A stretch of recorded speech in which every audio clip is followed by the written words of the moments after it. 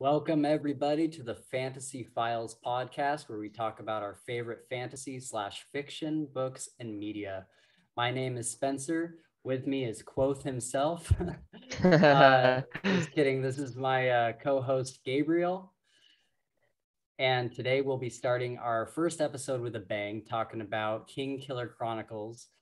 Let's talk about kind of what you can expect from this podcast. First of all of our podcasts will be very spoiler heavy, won't be pulling any punches. So we are assuming that you've read the books listed in the title and are ready for an in-depth discussion. We'll be doing book discussions as well as more topical episodes relating to various themes found throughout the fantasy genre. For our book discussions, we will probably be discussing each series as a whole, and then maybe doing some extra episodes if there's topics that we didn't get to cover in the book discussion. As opposed to going book by book so that we can cover the whole story in one go, and so that we don't have to worry about doing like future spoilers for a book 3 in a series. We can just talk about the whole thing without having to tiptoe around it. We won't be doing a summary chapter by chapter, and we will instead kind of jump around a whole lot, talking about a bunch of different points in the series. We're going to talk about things like, for each book, we're going to talk about like the world that the characters are in. We'll talk about the magic systems, if there is one. And of course, we'll talk about our favorite characters and moments, and we'll kind of jump around those a bit. Nothing's going to quite be in chronological order. Because we're just here to have fun and discuss these books that we love so much. Speaking of which, let's talk about some of our favorite books that you can look forward to in future episodes. A lot of the books that we'll be talking about, we've read multiple times. And so it's kind of like, we've been talking for so long, Gabe and I, about all these books, and we thought it would be a good idea to kind of put them into a more constructive avenue, and kind of go and dig deep into these books and talk about them in depth. So I'm super excited to talk about probably our next episode. I'm not quite sure, but probably our next one is Kingstark Tidings. That's a book book series that I discovered after the Kingkiller Chronicles, after I read it the first time, and absolutely fell in love with it. I was kind of looking for something to scratch that itch after getting to the end of book 2 in Kingkiller. And Kingstark Tidings is a very different book, but it's a really fun fantasy romp about a rogue, kind of a roguish hero who kind of there's kind of a lot of similar fantasy tropes that you're used to seeing in books, but it really subverts them in interesting ways that you don't expect. Like, you know, there's the romance that you're kind of like, oh, I've seen this a million times, and then in book 2 or 3 down the road, it's like, oh, I did not see this coming. This is not playing out how I expected. Would you agree, Gabe, that Oh, absolutely. Yeah, I there's would totally agree. There's a lot of things, kind of like you said, not expecting it, but you get like slammed with a whammy, and you're like, there's no way that, like, reading this before, you're like, this didn't line up. Then of course after that it explains the whole thing. But I definitely felt like I got slapped several times reading that book just by these new points that show up.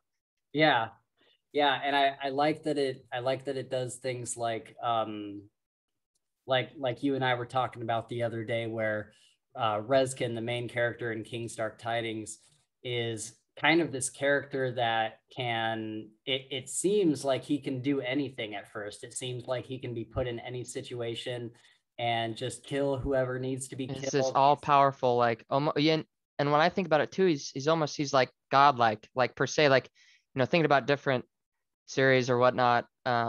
Like, I read Iron Druid Chronicles. There's a lot of gods and like Norse gods in there, and that's it. It's like all powerful. Like, you can't imagine a situation that he can go into that he cannot like climb himself out of. Yeah, and then you know, further down the road, even in the first book, you start to see it, but you really notice that there's things that he can't just fight his way out of. There's social situations and many other positions that he gets put in where he really has to like navigate politically, and he's not used to doing that. He has the knowledge, but he doesn't have the The experience. yeah, the experience. He And never had so to it's do, you know, any of that stuff in the real, like real world with actual people. right. So yeah, it's kind of interesting seeing this godlike figure struggle through everyday situations. No kidding. So that'll be a fun one to talk about. I'm really excited to go super deep on that one and dig into some of the theories and stuff, because there's some really good ones with that book. Sure. What have you been reading lately now that we've finished Kingkiller? So I went back, just a little subtext here. So before I met Spencer, I had not introduced myself into the fantasy genre or like urban fantasy or whatever it is. So That's a good place to start. Yeah. I was not I had no clue about him. I was clueless about the whole thing. And then I met Spencer and he was listening to the Dresden Files, like on an audiobook out of a speaker. And I was like, that sounds super interesting. He's like, well, let's listen to it. I was like, okay. I can't remember which book it was. I think it was Skin Game. I think that's the one Yeah, that it we started was. listening to. Yeah. And I was just shell shocked. I was like, it's opened me up to and now I've you know listened to so many different fantasy series and like I'm hooked. I just cannot not like, you know, pick the next one or whatever else. But I would say for me, and I'm actually rereading the last 3 books of the Dresden Files. I'm on Battlegrounds Mhm. right now, almost done with it.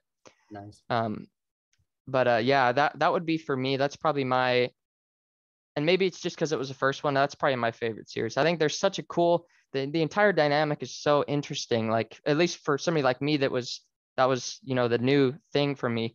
But just to think about that, there's this entire other world of, you know, all these crazy magic powers, this, that, and the other, the struggles, the love. Like it was just such a cool experience. And I would say that for me, the Dresden Files is by far uh, the one that I keep going back to. I think there's so many intricacies of it, and the way that Jim Butcher writes it and sets everything up is just, yeah, it's just incredible. Yeah, I would agree. That was definitely the perfect thing to get you into fantasy. And I think that was I had probably read a few other fantasy series before I started Dresden Files, but Dresden Files was really the thing that like jump started me into reading every single day after because I started with Proven Guilty, Mm. and then kind of jumped around the series a lot, but then I I went back and read it all from the beginning, and that was really the thing where I was like, oh, are there other books like this, and started really digging into the fantasy genre Yeah, and in it's funny general. because now I get to learn off your experience. So every fantasy book that I've read since Dresden Files, Spencer has recommended. He's like, hey, you should read this one next. Okay, I'll read it. Love it. Read this one next. Love it. So it's kind of cool that I get a I don't have to go searching. He always has one for me to read, which is nice. Yeah, I think fantasy is interesting that way, where there's so much out there, and I at the time it was easy for me to read Dresden Files and be like, I want more like modern day urban fantasy. Yeah. And I think directly after the Dresden Files, my uncle had recommended the Night Angel trilogy, and so I jumped into Night Angel trilogy, and I was like, oh, this fantasy series is not as good as Dresden Files, but it definitely scratches that itch, and that opened me up to it opened me up to being like, okay, I don't have to just read urban Strictly or urban yeah, fantasy. Yeah, for like sure. I can enjoy these other ones, and finally down the line get to like Kingkiller Chronicles and all these other super fantastical adventures. That's right. And I um think that's the thing about fantasy, which drew me in, is that the options for people like writing these books, they're limitless. You can take you can take any direction with any, outcome or whatever else. And like, there's really no, it's not limited by normal, I guess, real life Storytelling. stuff. So Yeah. it's super cool. Like the Scythe series, like to me, that was such an interesting idea. Like the way that Yeah. system works, that the world works, um, was just, it was really cool to see. That's definitely another one that I liked a lot, and I would definitely recommend. Yeah, that's a good example of a story being completely out of the norm. I'm not even sure exactly what I would call the Scythe series. Like Yeah, I guess it is fantasy, and we're talking like all these books that we're going to be reading, we're going to be talking about like fantasy and general fiction. yep, We like some Dean Koontz books that we'll probably talk about at some yep, point. But the Scythe series is maybe it's a little bit more sci-fi because it's a little bit in the future. yep. But That's what I would probably describe it as too. yeah, that was a really good book, and I think the Scythe series is technically a young adult book, but it's not young adult in the way that like a lot of young adult books you read and it's kind of cringy, and you're like, oh my god, like i'm Yeah, yeah. It i'm just reading doesn't. about these 17-year-olds or Yeah, whatever. yep, And this was much more adult. It was much more it was a lot darker. Like even just the general premise of it is pretty dark. yep. And that really kind of subverted my expectations for a young adult novel. Yeah, no kidding. I totally agree. And there are points in that book where you can, like I would notice, like, okay, so now, I feel like the young adult does poke its head out, but in the scheme of things, it's definitely just like you said, it's a very, very adult book. Yeah, there's definitely times in it where you're like, okay, it's kind of showing it's aiming towards a younger crowd, and I Yeah, see how that's it's it. doing that. Exactly. That's it. But it doesn't it never really takes away from the story, I felt like. um but yeah, also the last one I have on this list is the Night Angel trilogy. And that like I said, that got recommended to me after Dresden Files, and it was such a kind of a night and day difference from what I had been reading. It's I would put it in the category of fantasy grimdark. If you're in the fantasy kind of community, you probably know what that is. But it's very it's very gritty and real, and it talks about like really really dark things that a lot of other books are kind of afraid to go, like they're afraid Yeah. to explore. Yep. It talks about things like rape and murder, and it talks about them in a way where you're seeing all these things happen from the point of view of someone who's in the moment dealing with it. And it gets pretty real. But Does absolutely. the it has incredible action, and it has incredible like we always talk about like power ups, like Yep. people Yep. kind of leveling up through Yeah. through the Yeah. books and like getting new powers and stuff. And Kyler is definitely that. um my favorite thing about it is probably the character progression. I should save this for that episode, but my favorite character is, I think I've said it before, is V. Oh, yep. And Yep. just her whole character arc. A lot of people in those books go from people that you hate to the people that you love to hate, and then to the people that you That love, you and love. it's Yeah, just like this total arc. And by the end of the series, I was like, V is my favorite character. And at the beginning, you hate her, like she is causing all of this trouble for Kyler. So for sure.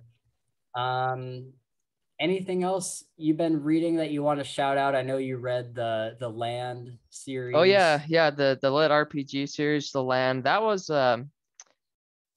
I really enjoyed it, but there's a lot of like you have to be used to imagine you're playing you're playing an RPG game, so there's Yeah, leveling, and this guy just gained 10,745 experience. He leveled up these, and it will like list all this stuff out. So that was the yeah, only thing. I think the action, the story is incredible. It's like I would like in my head, like it's like an anime, you know, it's like Sword Art Online or something like that. That's kind of how I would Right. describe it in my head.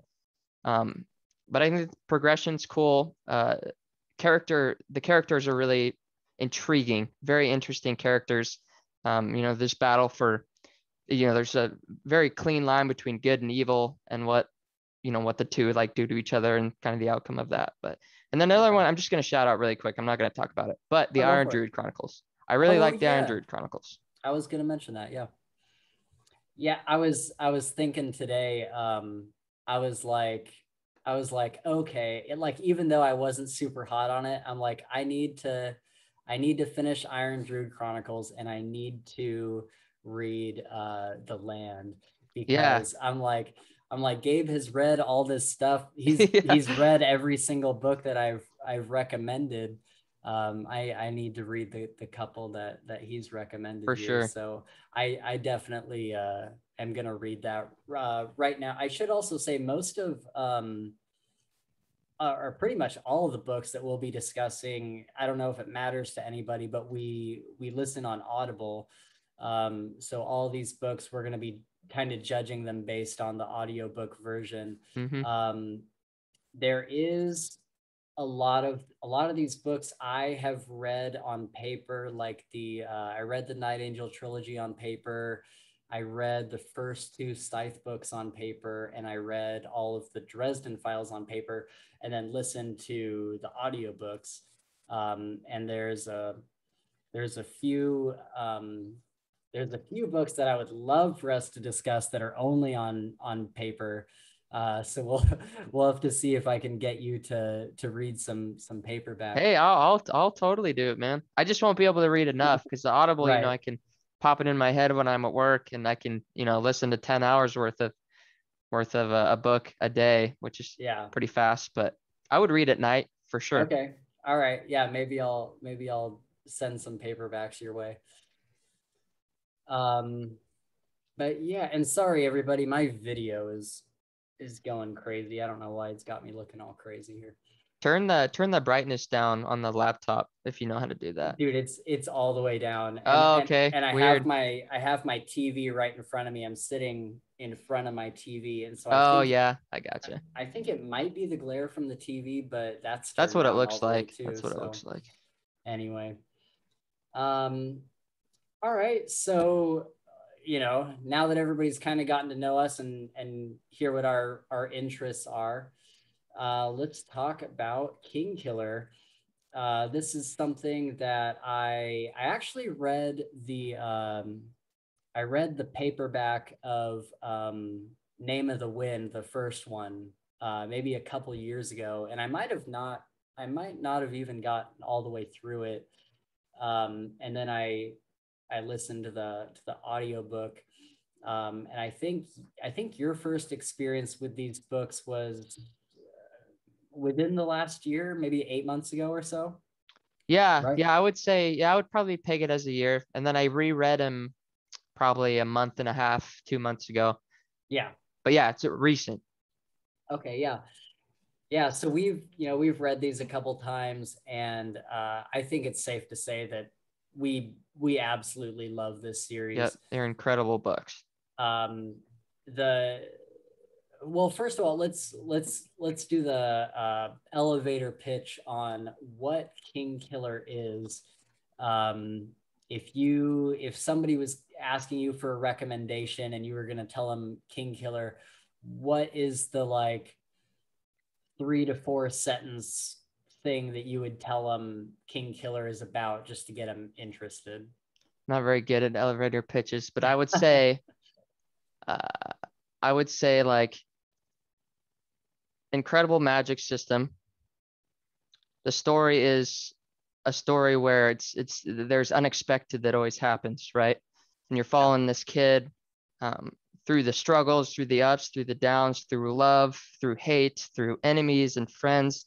And it's just like a very emotional book that I think most people could get attached to if they gave it a chance.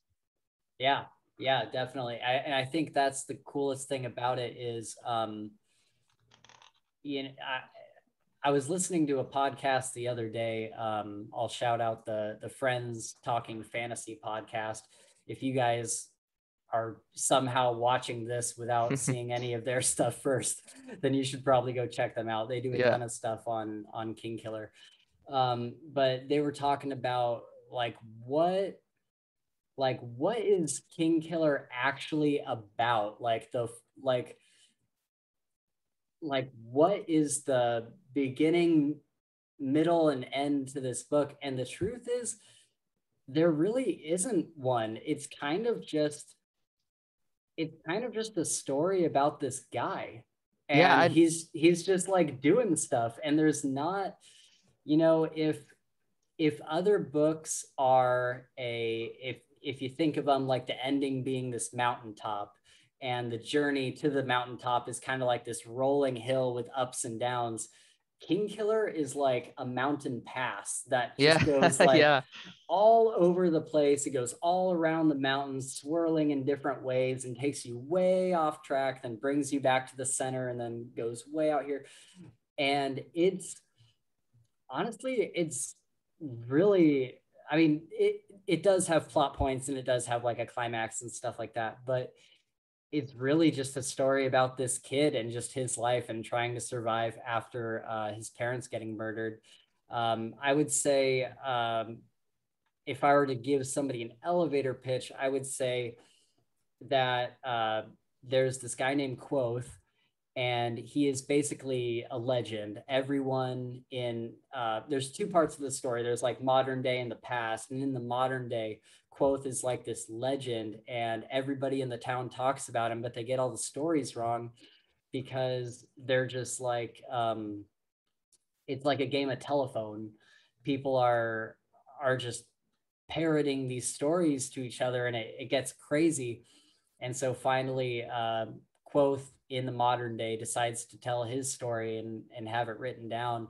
And so he has this this scribe who visits him, who seeks him out, and he is telling his story the true, I guess like the true way, without, I mean, we'll get into it a little bit later, but with as little embellishment as possible.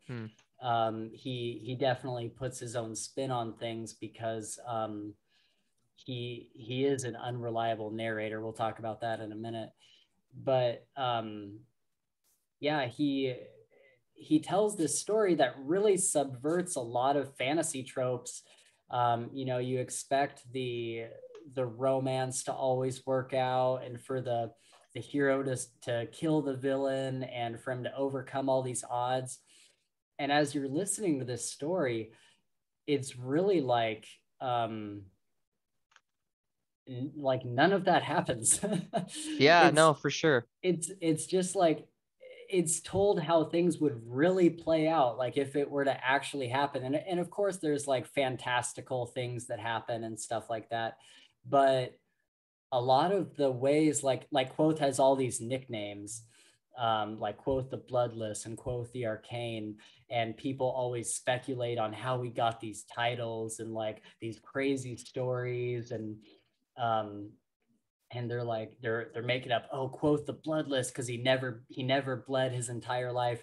And then you find out things like, oh, Quoth got in trouble at school, and so they whipped him, and he took some medicine that made him not bleed that one time. And so it's just like little things like that are like so not anticlimactic in a bad way at all, like more just like they're not all they're hyped out to be. And it's it makes for a very interesting and relatable story, if nothing else.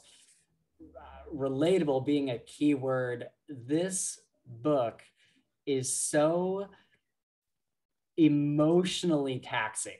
Like Rothfuss has a way of writing this story.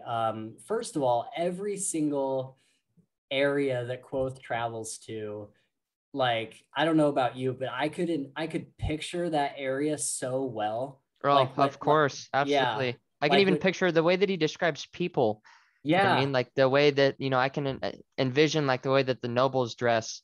Yeah. And the way that their rooms would look at it. That is really cool. I definitely like that a lot. Yeah, a lot of books I kind of have to do a lot of my own like puzzle piecing to kind of figure out how I think people look in a lot of books. But Yep. with this one, like I didn't have to really think about it at all. Like Rothfuss has such a way of describing all these characters and describing all these locations and events and stuff that just make me picture it so well. Not only that, but the way he writes situations, and we'll get into it a little bit when we talk about our favorite moments, but the way he describes certain situations, it pulls that emotion out of you. Like there was several times reading this book, first of all, there was several times during this Yeah. book where Yeah. I'm just bawling. Like I'm just like in my car driving somewhere and he's talking about something and I'm just like straight up crying. Yeah. But there's other moments where like when Quoth is like hanging out with his friends and one of them cracks a joke, I feel like I'm there and I'm laughing, like, you know, in my car driving, and I'm laughing to this conversation they're having, feeling like I'm really there, like talking with my friends in the middle of this conversation. It really pulls you into it. And there's other moments where it made me really angry, like some of the situations that happened, like I could feel my heart beating a little bit faster just from Yes. I like, can oh, totally, this guy's totally doing relate this to to that. Quoth, like making me so mad. Freaking Ambrose. Ambrose, and the one that did it for me the most recently was the guys the guys in the town. So do you remember at the near the end of the second book, he's on his way back from being with Felurian, Yep. and he runs into those guys that are pretending to be a Oh, Edema that. Rue Yeah. troop, Yeah. Of and course. they're like they like kidnap those girls and stuff. Yep. And you know that was pretty awesome in and of itself, Quoth taking care of them.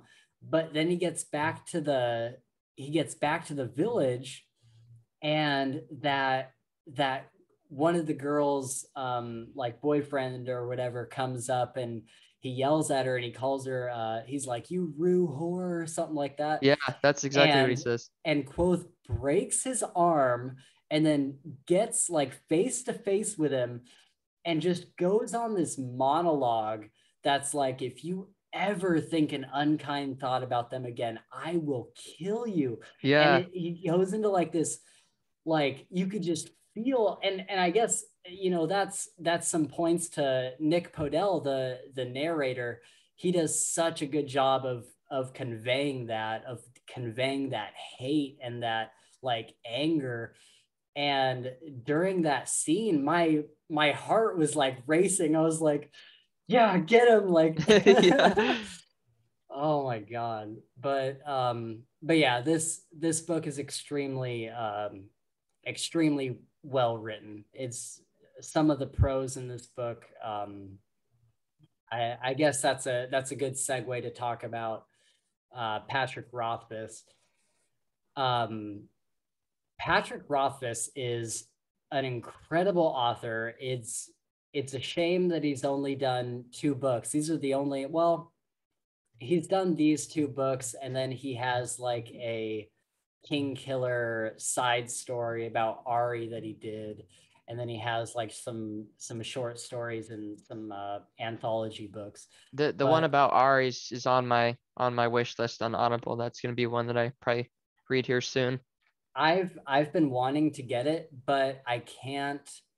It's only like 2 hours long, Yeah, and it's hard to justify. it's hard to justify putting a whole credit towards that. I So agree. I may just pay the like whatever it is on Audible, like the $6 or whatever, instead Yeah, of spending like keep a the credits. Yeah, for $15 sure. credit. Um, but so yeah, Patrick Rothfuss, you know, I have both the highest of praise for him, but I also have some things that kind of rub me the wrong way. But first, let's get into he is he is a master craftsman when it comes to writing. Mm.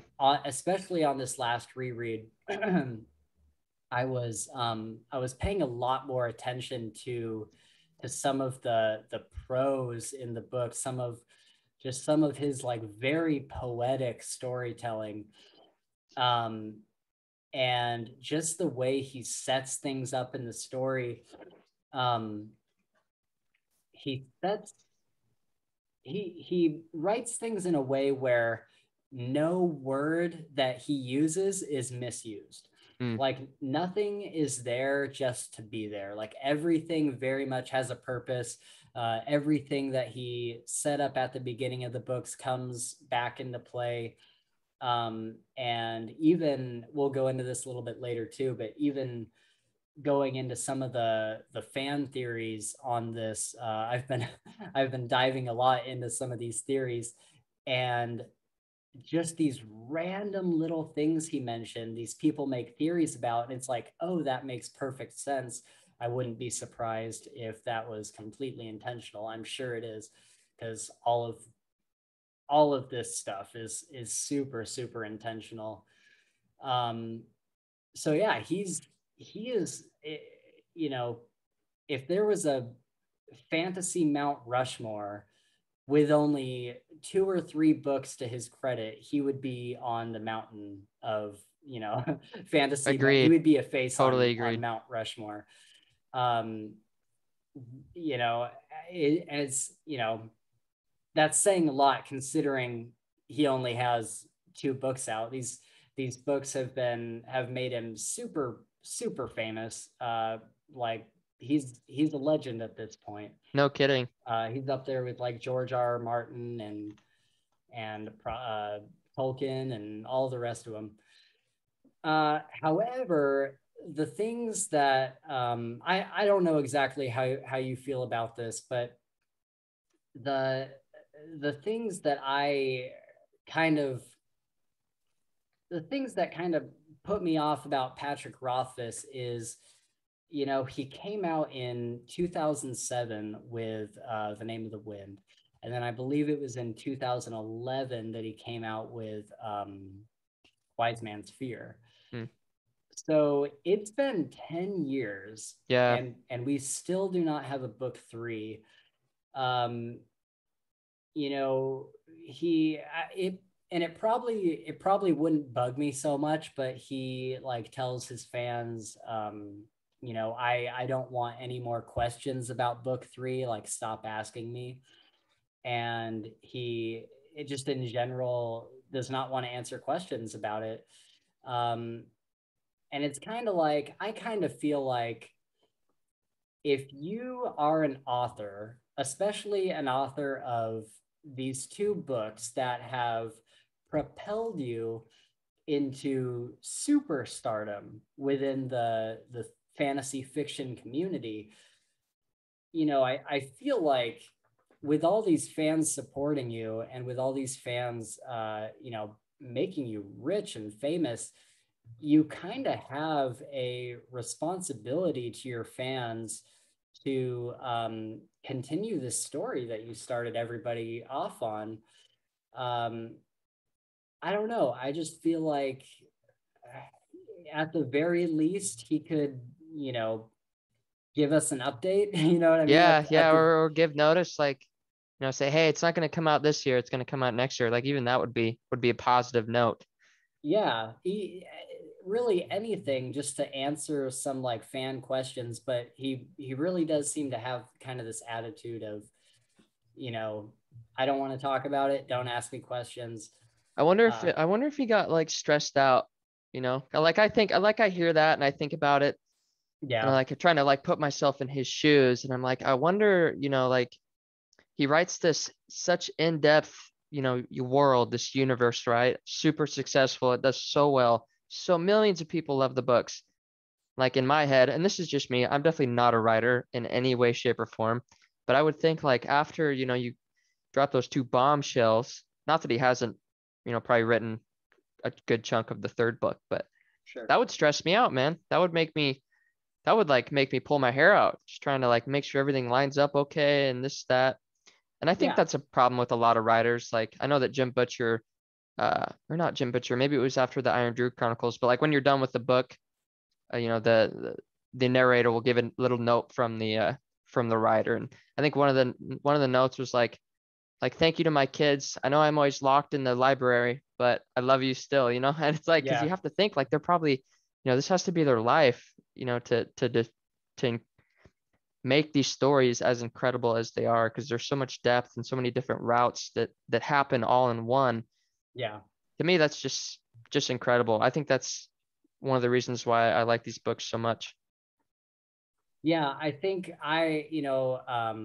going back to the Friends Talking Fantasy podcast, they take a much different light to Patrick Rothfuss, and they're kind of like take as much time as you want. And listening to some of their discussions really has lightened up my heart a lot towards Patrick Rothfuss, because I was kind of angry for a while. Like there was Yeah, for there sure. was a period of time where I was like, screw this guy, Yeah, whatever. he's kind of doing us dirty. Yeah. And I think it must be hard too, because the Kingkiller community is one of the biggest communities, I would say, for like fan theories.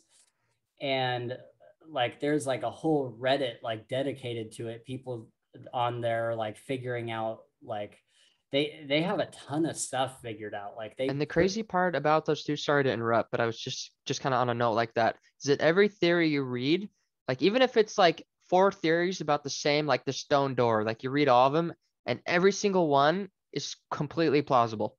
Yeah. They're all something that like you're like that could happen and that could happen and that could happen. And so that's to me that creates suspense and that makes me excited. So now I can, Yeah. you know, once it comes out, I'm gonna figure that stuff out. It'll be great. Yeah, and I think it must be difficult for Rothfuss, because I'm sure people have guessed correctly at this point. I'm Oh sure yeah, ma- I'm yeah. sure many people have the right idea. And so he's probably going back and forth with, well, how is all of this going to live up to all these theories? Or what if it's not the right theories that everyone thinks it is, and people are like really disappointed? Like that's got to be really grating on him too. Yeah, for sure.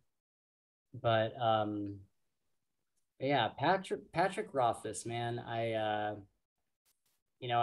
wish he would communicate a little bit better, but what a legend. what Yep, what a a legend. what a Absolutely. master craftsman. um let's do a shout out for Nick Podell too. He is the narrator on the audiobooks, um and just and he did the land books. Yep. um what an incredible, you could not ask for a better narrator. Like you Nope. have you have the best author and you have the best narrator. Yeah, it's a 1-2 And punch for sure. yeah, Nick Podell does a like a completely different voice for every character. Yep. And he and not how other people do a different voice for every character. Like he legitimately has a completely unique voice for every single character.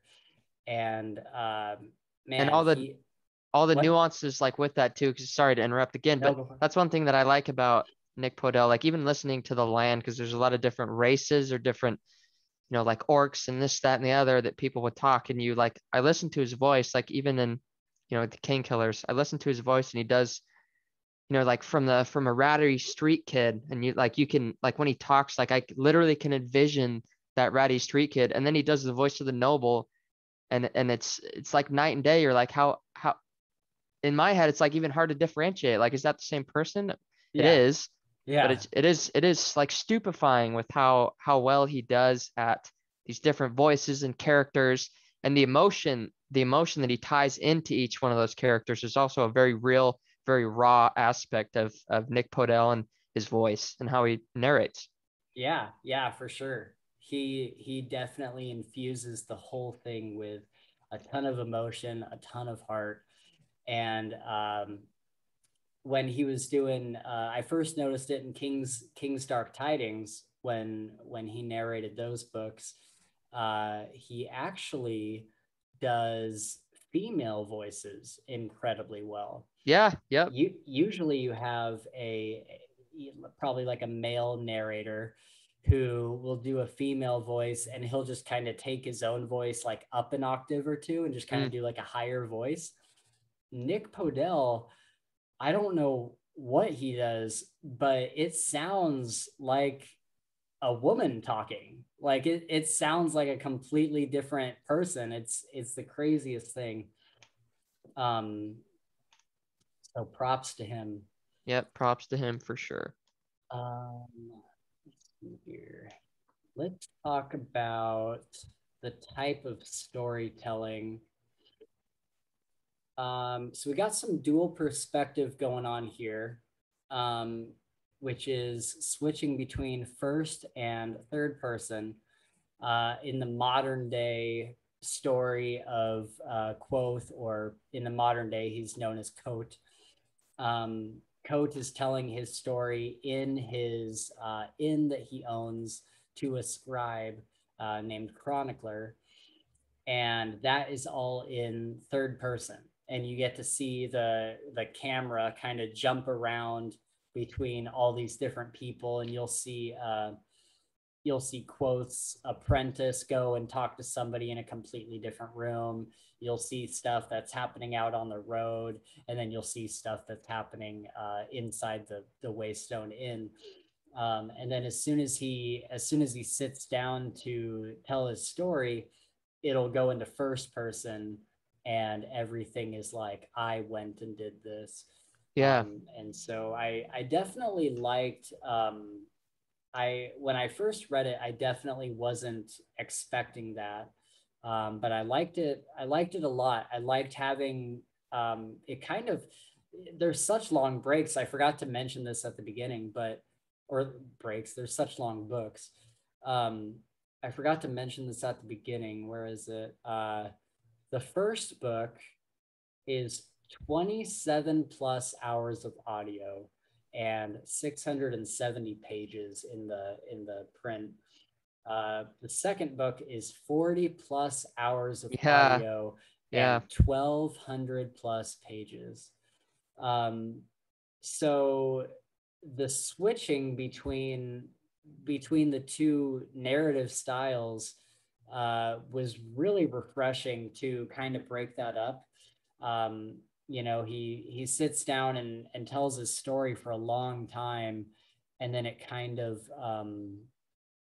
gives you like a little bit of a coffee break, and then all of a sudden they're in the Waystone Inn again, kind of talking amongst themselves and getting dinner ready and that kind of stuff. And it kind of breaks up the long-windedness of it a little bit. I don't really consider this book long-winded, but like there's just such big chunks that it can feel, you definitely feel the break when it happens. Yeah, and I think I think that was a great, back to Patrick. I think that was a great, just like you said, great way to break it up. And what I liked about those breaks, or the switch between first and third, is it's almost like, so, we're in first person and you follow the story for 4 hours and you're like deep into it, and then all of a sudden, like, you're back to like, I guess, normal time, as you'd call it. But even between the two, like that, like there's a story going on in normal time, it's obviously separate from that.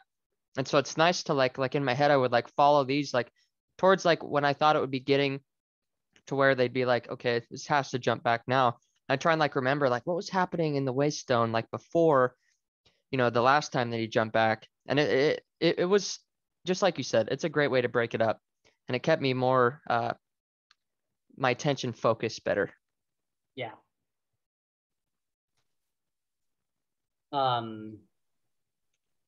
Yeah, I think that, yeah, even the modern day story is super captivating.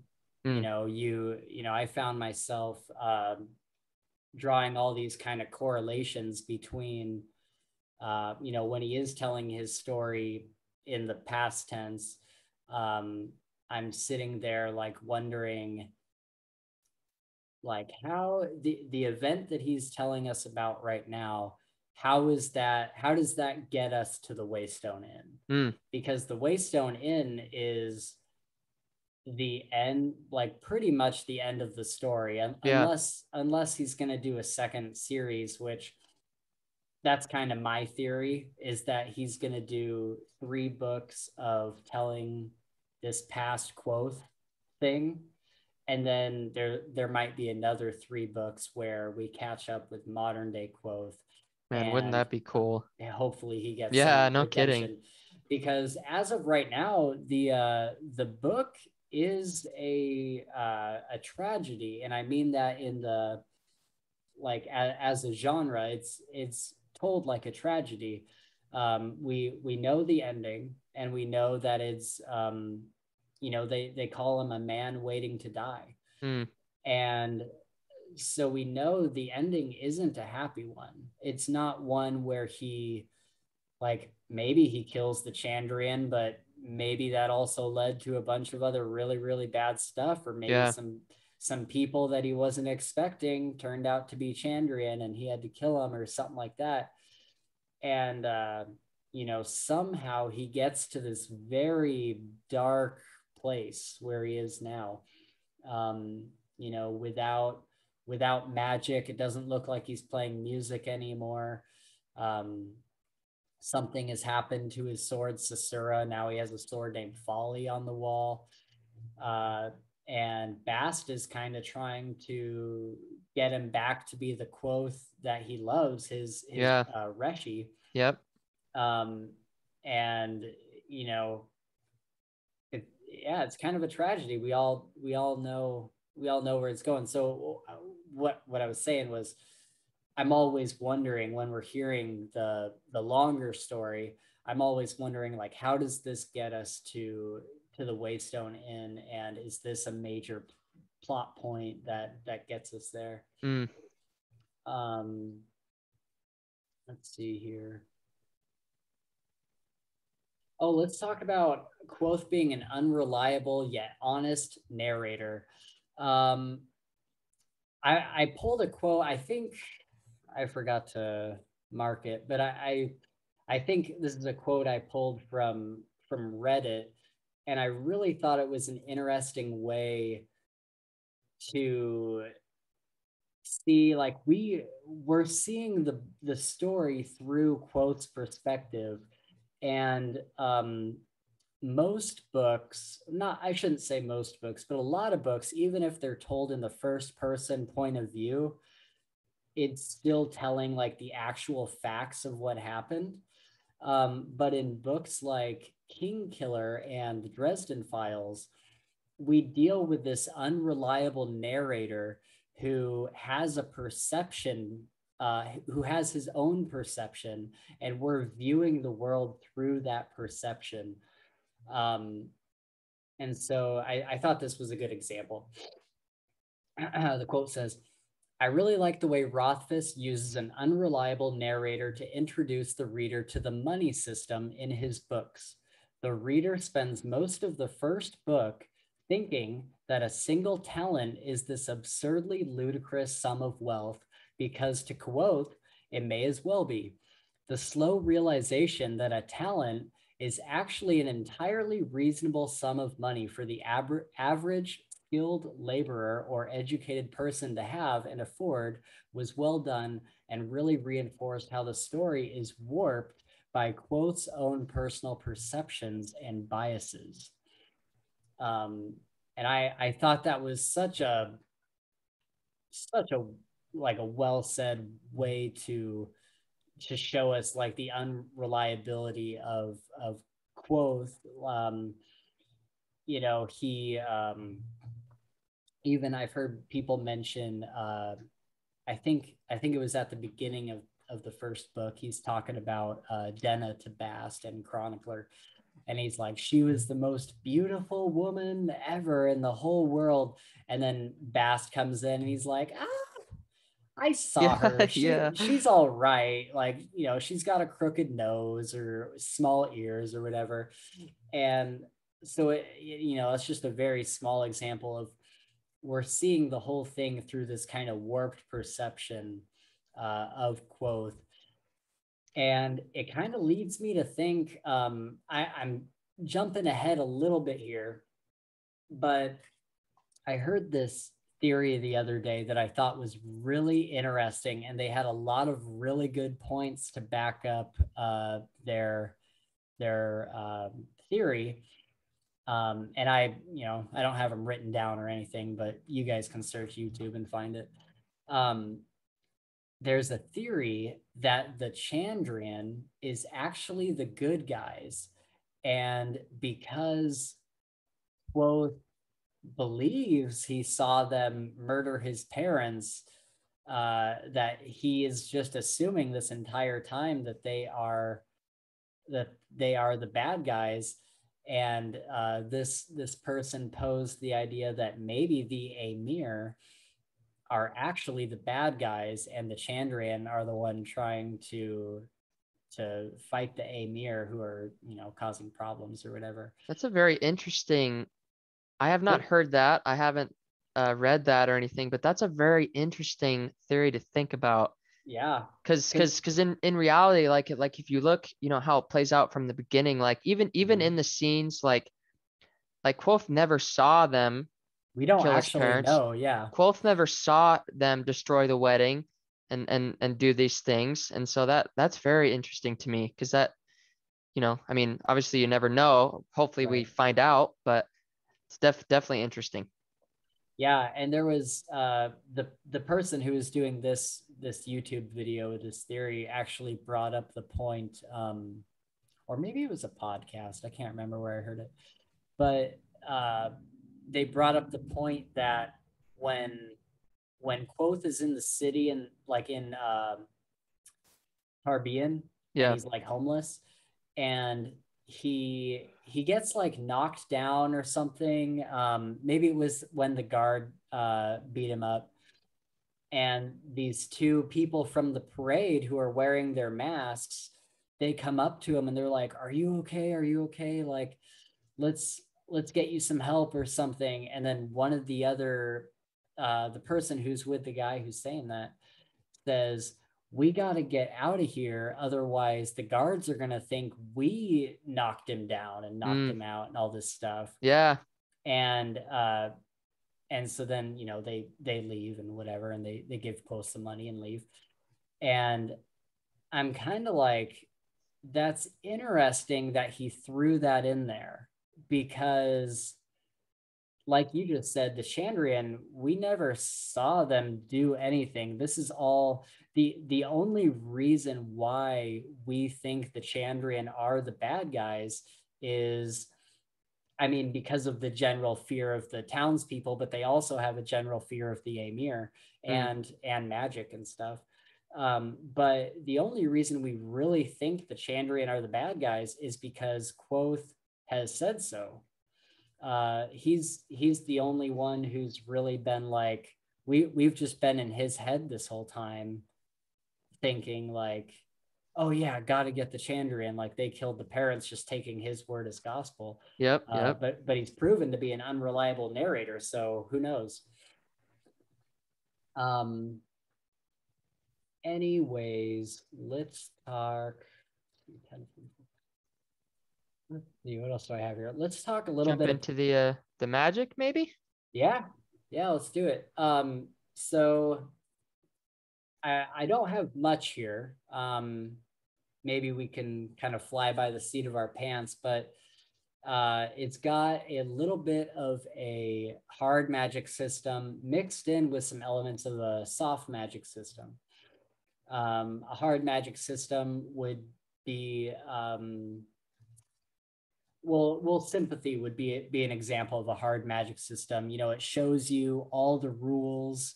You know pretty much exactly how it works. Like, besides some mystical elements of it, like somehow he uses his mind to do it.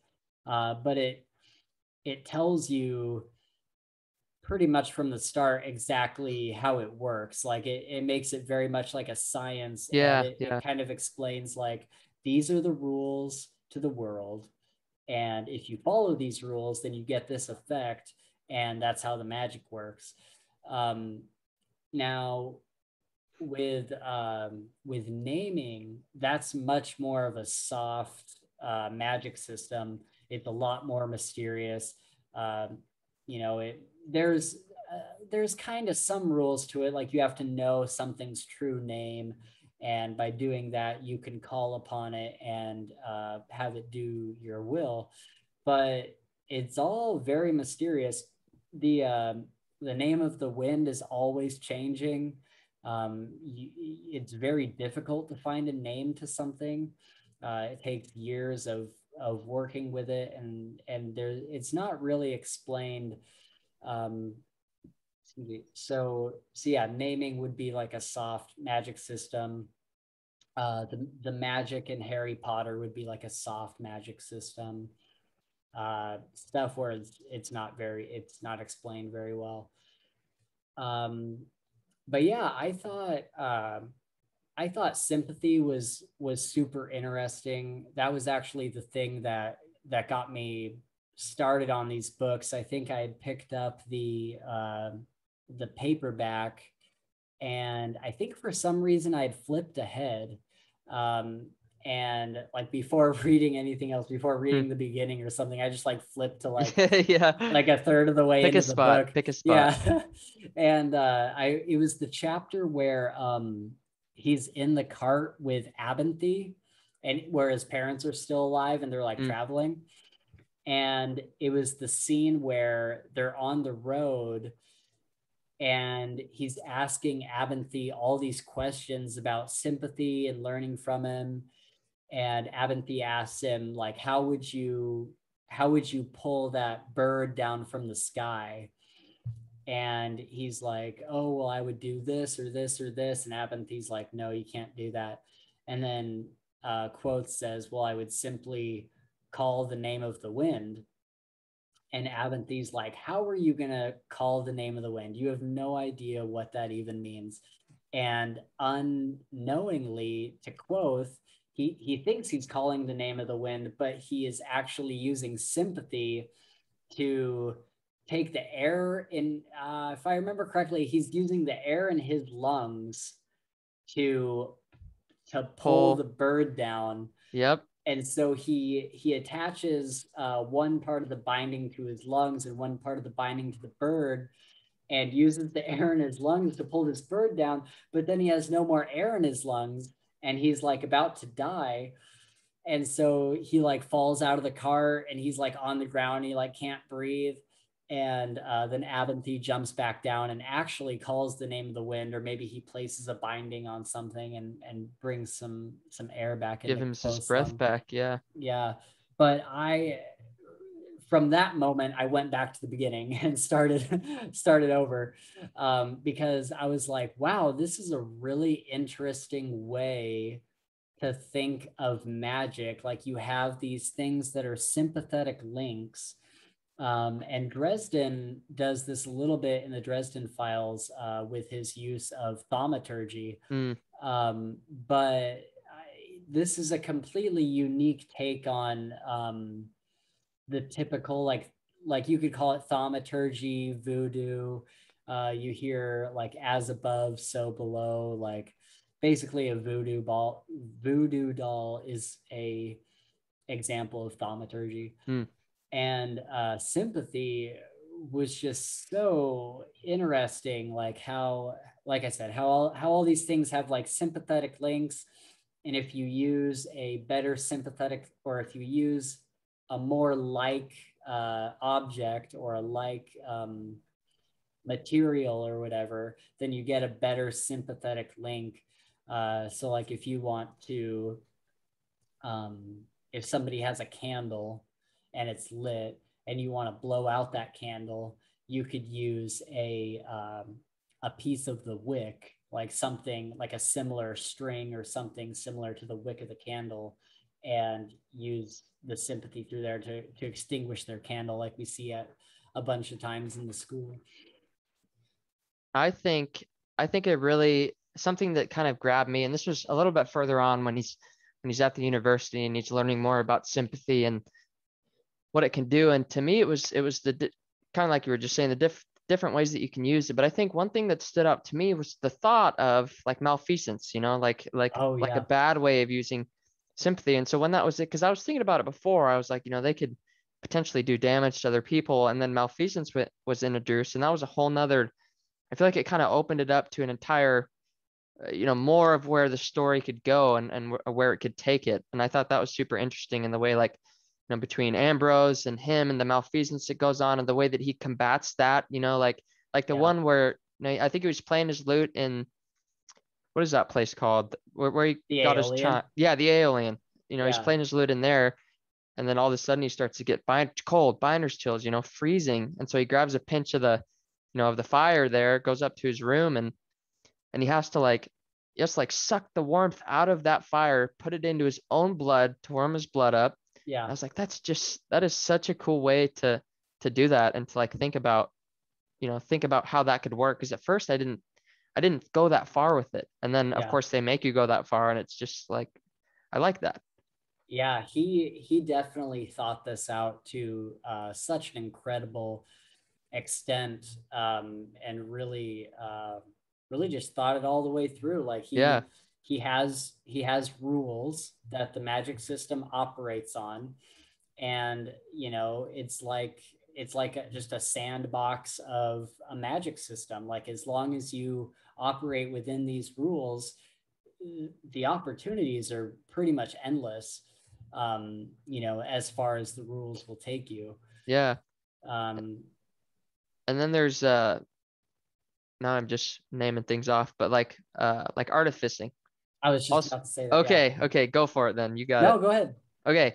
So I mean, artificing is another branch of that, right? There's ruins, and um how would I Riddles. I was thinking about this earlier, and I can't remember now, but I related it to something that I've seen.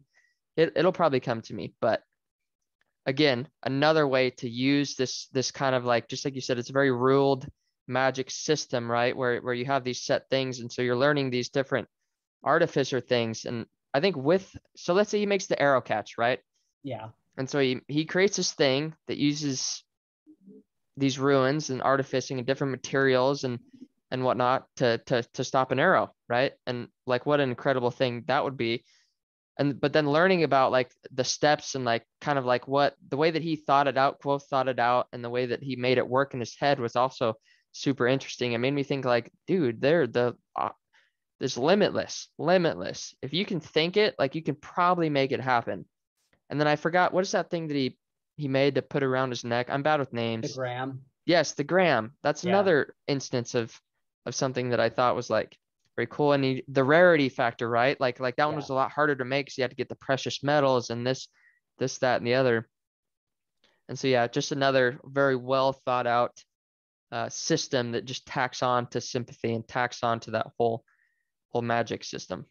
Yeah, that was pretty much like a whole magic system in and of itself. The artificing, like different things, like gold and silver are like a better conduit for Yeah. power, and Yep. so he has to be like, I think he has to be like a relar or something in the school before he before He he can get actually it. gets to use them. Yeah. Precious metals. Yeah.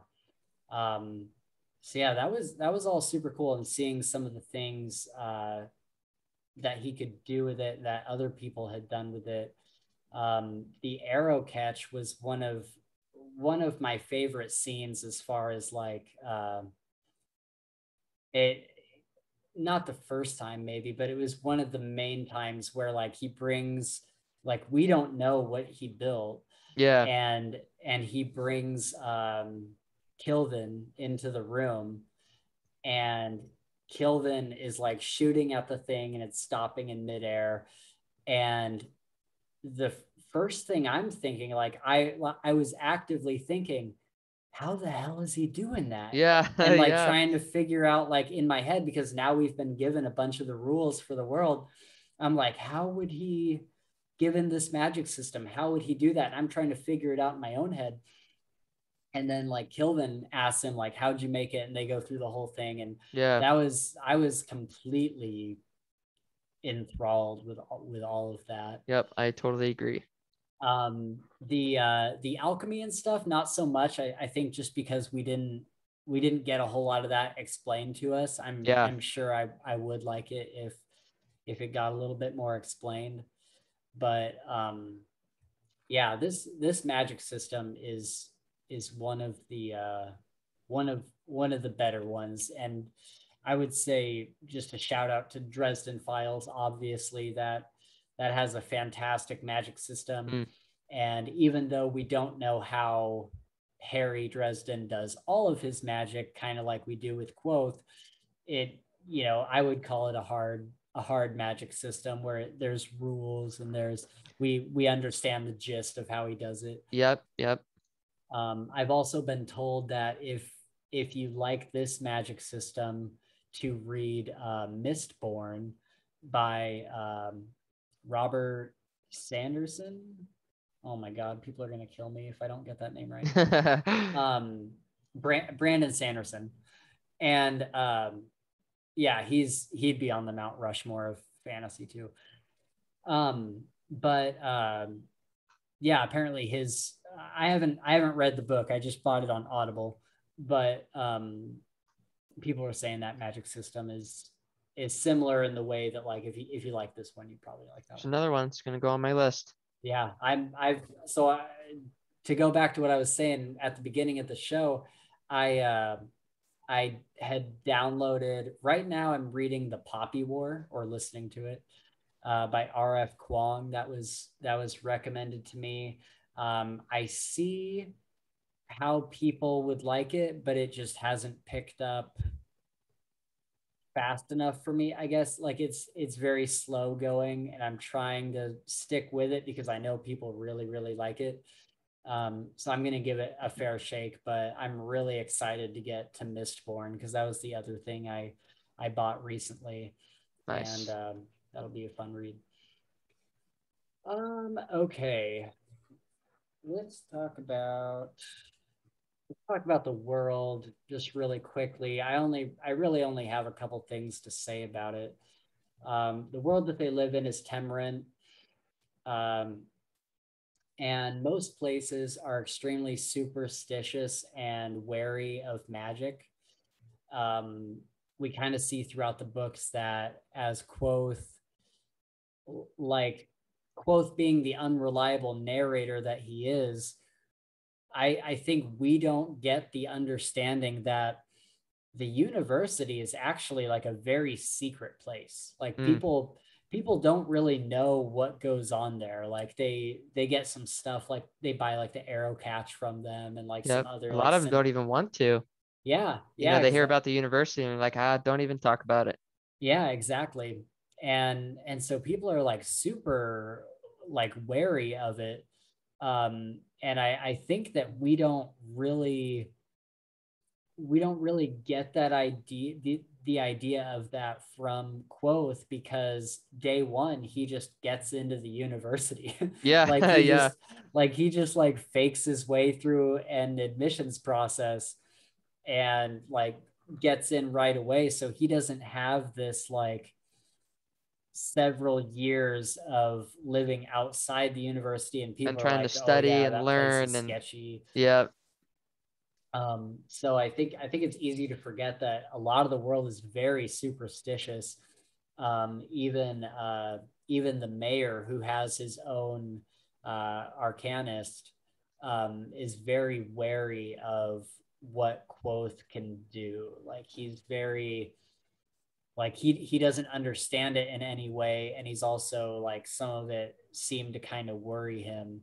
And there's several characters who are like, you know, the university deals in, what's the phrase, deals in dark forces, better left alone. Yep. And you hear that from everyone, and it was such a this doesn't really have to do with the world at large very much, but I really liked the scene where Quoth, Simon, Willem and Denna are all at the Aeolian, and they're like showing her how sympathy works. Mm. And she's like, do you remember that? She's like Oh trying yeah. to, they like have the coin that they're trying to move. Yep. And Quoth is so good at it that it takes both Yeah. Willem and Sim to like To try push and his keep it coin from down. moving. Yeah. And just Denna's whole kind of response to that was very, I think, tells us, first of all, she's a lot more open-minded than a lot of people in the world are. But I think it gives us a good perspective into how people view sympathy, which is crazy because you would think in our day and age, if sympathy was a regular thing that happened, like it would be all over YouTube. It Yeah. would be Yeah. like people would totally understand it to like a scientific degree, Yep. and it wouldn't be that big of a deal. But in this world, they don't have the internet. They're split up into all these different like towns and countries that have very different opinions and upbringings and backgrounds. And so a lot of them just like don't understand the whole sympathy thing, and they get pretty freaked out by it. Yeah. And then along with, you said having no internet, and it made me think about like, it's hard to, to see it, to believe it, right? It's hard to like, at least it would be for me, like somebody tells you, hey, there's this thing called sympathy, like you can do this, and you're like, bullshit, no Yeah. way that that's possible. Like, and then Yeah. of course you see it and you're like, wow, okay, I'm wrong, that's definitely real. Yeah. Yeah. It makes me think of the Dresden Files world. We love the Dresden Files. We're gonna reference them Yeah. all the time. Yeah. That's probably like our, or no, that's definitely our favorite series. Like I Yep. would say, I don't know about you, but for me, King's Dark Tidings rivals it. I am very, very infatuated with King's Dark Tidings. I really like Kingstar Tidings too. It's an incredible book. I think I wouldn't say that one's better than the other, because like for Sure. me, again, this is kind of off topic, but Yeah. like for me, each book like brings its own powers and its own like awe and its own reverence to the table, right? So it's like I get something out of Dresden Files that I don't get out of Kingstar Tidings, whereas I get something out of the Iron Druid Chronicles that I don't get out of either of those. Right. But they're all so good. They're all just incredible books in their own right. Yeah, I would say Dresden Files for me is always like my fallback, I Mm, guess. Like I love it. I love it in the way that I would love like a family member, like an unconditional yeah, kind of like yeah, love that's always yep. there. Or like like your But dog loves you, right? yeah, exactly. But like King's Dark Tidings is like the hot girl who gives you her number at Yeah, Starbucks or yeah, something, yep, all of a sudden you're like infatuated or whatever. yep. And yeah. But anyway, what I was saying about the Dresden Files world is to Harry and many of the characters in that series, magic is a completely normal thing that almost operates on a scientific level. Mm, It's not some crazy out of this world thing for them, and it happens regularly enough. And there's a lot of like fae and other like fantasy beings who are in the city of Chicago all the time, yeah, but these mortals just never notice it, and they yeah, just never like, Harry says multiple times that they just kind of like shut their eyes to it, and they think, oh, that was just some crazy thing or yep. They're whatever. willing to make any excuse to tell themselves that no, that wasn't what I saw. Yeah. And so I think that's kind of how the world of Kingkiller is. They're very much like, somehow they know that sympathy lamps and stuff like that exist, but I don't think they know that it's like magic or like, you know, magic. Yeah. Like, I don't know. I think they kind of close their eyes. And also the university does a very good job of keeping things secret. Going back to that scene where Willem, Sim, Denna, and Quoth are all at the Aeolian, you know, doing sympathy. Yeah. Even Willem and Simon were like, I don't know if we can show her this. Like, Yeah. Yep. I don't know if we're allowed to like show her any of this. So it does show that the university kind of puts the fear of God in the students, No saying kidding. like, you better not show anybody what we do here. All right, moving on. Let's talk about Quoth and our favorite Here we characters. go. This is the one that I was looking forward to. Yeah, dude. All right, so I guess so we can talk a little bit about like how the characters are described, but let's also talk about like what are our feelings towards those characters and like how do we perceive them. Oh, for sure.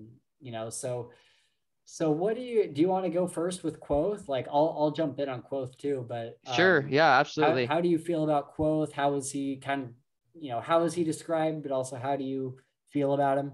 Yep. Yep. I so described, like, even since the beginning, is described, and I'd feel this way too, but super smart, like Yeah. somebody that remembers almost everything, very, very mentally tactile, this, that, and the other. And that, of course, that shows throughout the book and whatnot. But I think with that, and this may be something that I noticed, but I feel like that he's ignorant to a lot of things that, like, he missed as a child, whereas growing up with friends, and obviously the Dimaru, they're very, very well versed people, but I see it in his interactions with people like Denna or like Simon. And I think at first, I could just see these little like moments where I was like, yeah, see, that doesn't seem like a normal response, or that doesn't seem like something that should have been said, or whatever else. Yeah. Other than that, super, you love him, right? You have to Yeah. love him. He's like fighting for what he thinks is right, like no matter what. Yeah. Always making sure people are okay, always trying to help people out. And I don't know, I think he's described like, that's of course all the stories, like when they're in the Waystone, like everybody hypes him up, like, ultimate, Kolf the Bloodless and stuff. And I think it may not be that drastic, but I do think that he likes to take care of people. And he cares a lot. Of course, like, I think his interactions with Ari, the way that whole entire thing was set up, Yeah. and that to me was a huge like sign of that. Like, seeing that, like, without anybody around, by himself, like he's willing to like go the extra mile to like make this friend that nobody else like will make, or that nobody else knows. Yeah. So yeah. And he's willing to stand up for it too. Yeah. One of my favorite parts in the book is when Elodin is walking on the rooftops Yeah. and Quo's just like, oh shit. Yeah. And Yeah. like Elodin is just up there like looking at them playing songs and having dinner on this rooftop. And the meeting goes really well, but then Quoth and Elodin are walking away and he's like, you better not tell anybody, like Yeah. they will take her to Haven, and not only that, but you're gonna bring her clean clothes Yeah. and Yep. food, and just like just gave it to Elodin. So For sure. he's very much willing to stand up for his friends. um I think I would be remiss if I didn't also mention that he is a trooper at heart. Mm. And so he loves theatrics. He loves, he loves telling stories, and everything comes down to, at the end of the day, he is a Dimaru. Yeah, for sure. And he very much loves that trooper lifestyle. he loves the arts, except for poets. And he he mentions so many times like, and then I put on my stage voice and said this, or and then I relied on my stage training and did this. Yep. And And so situations where like he has to like put on like an act or put on a face. He's like my Demaroo training, that's like a poker face or whatever else. I'm not right. sure the instances, but yeah. Yeah, exactly, for sure.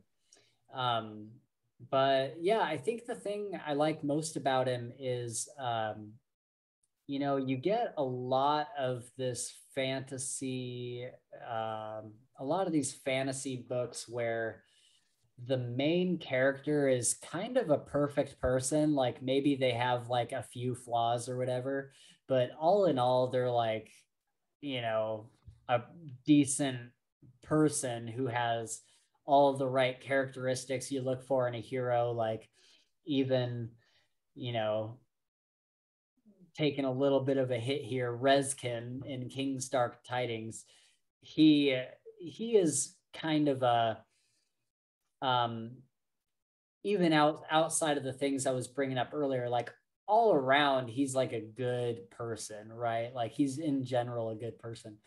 But you you get Quoth and he is this like really like genuinely flawed person. Mm, And like he's a good person, but he has all of these like he's got a ton of like redeeming qualities, and then he's got a ton of other ones. Like there's so many times in the book there was an equal amount of times, maybe not equal but pretty close, of times where I was like, yeah, Quoth is doing good, and then there was a lot of times where I was like rolling my eyes or being yeah. like, Quoth, can you just shut up right now? You're making an ass out of yourself. Like just shut your mouth. And so there's, they Rothfuss writes him as this person who does not have it all together, Mm, and that makes mistakes just as much as anybody else. yeah, And those don't detract from his good qualities in any way, but it makes him a more believable character, for which sure. I really really like about Quoth. Because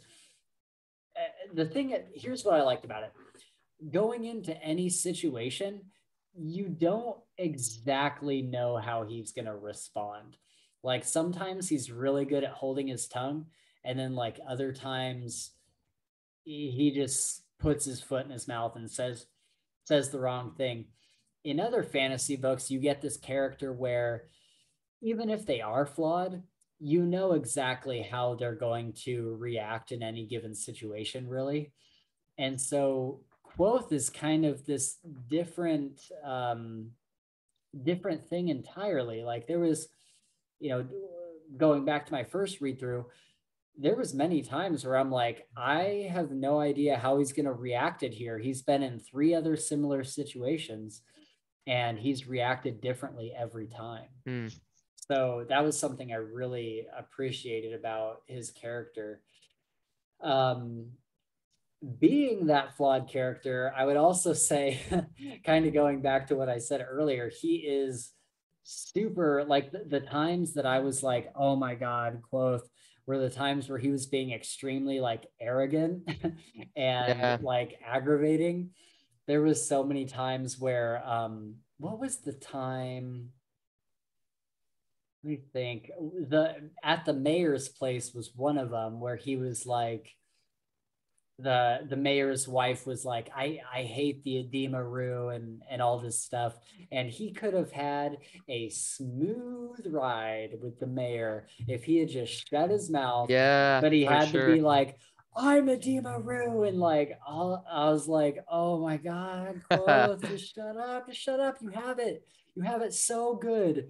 And just things like that. But again, times like that don't detract from, I love that about him. Like Yeah. I love that he has this real flaw. Oh, the other one, and this is kind of going into like our favorite moments territory, but the other one where he gets in that big argument with Denna, and Yeah. is just like, oh my God, just destroys his relationship with Denna. Yep. Yep. And I was just like, Quoth, shut your mouth. You're being so.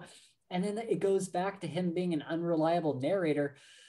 Like, for all we know, the way Denna was telling that story in that song could be the correct story. Yeah. Yeah. Quoth, Quoth has only heard this one story from this old guy at a bar and is arrogant enough to, for some reason, think that that's the only version of that story. Yeah, And for so sure. then he goes off on his best friend and love interest because of this story. And I was like, oh my God, Yeah. shut up, Yeah. Quoth, shut your mouth. And those are the moments that I really love, because you don't really get that in a ton of other fantasy. Like, even with Dresden Files, as varied as it is, I always kind of know how Harry is going to react to things. Mm. And I was not expecting, when I first read that scene, I was not expecting Quoth to go off on this big tangent and completely ruin his friendship with Denna. And so anyway, um, anything else on Quoth? I think we did a pretty darn good job covering Quoth. Yeah. Oh, the one other thing I will mention is I I love how, and this kind of goes back to Rothfuss's writing style, but I love how Quoth is set up as this legendary hero, and all of the stories are way like blown out of proportion.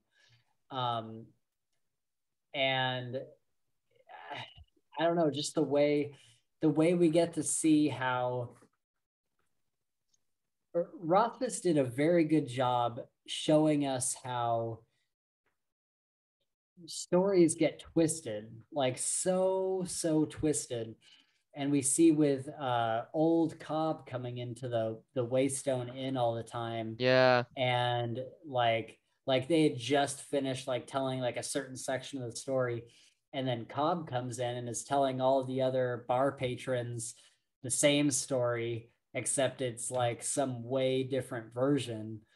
And I thought it was just an interesting way for our main hero. At the beginning of the book, he is already a hero of legend. Like, he is already like this super legendary hero. Yeah. Um, and I don't know. I just always thought that was interesting. Um, all right, let's talk about the controversy that is Denna. Here we go.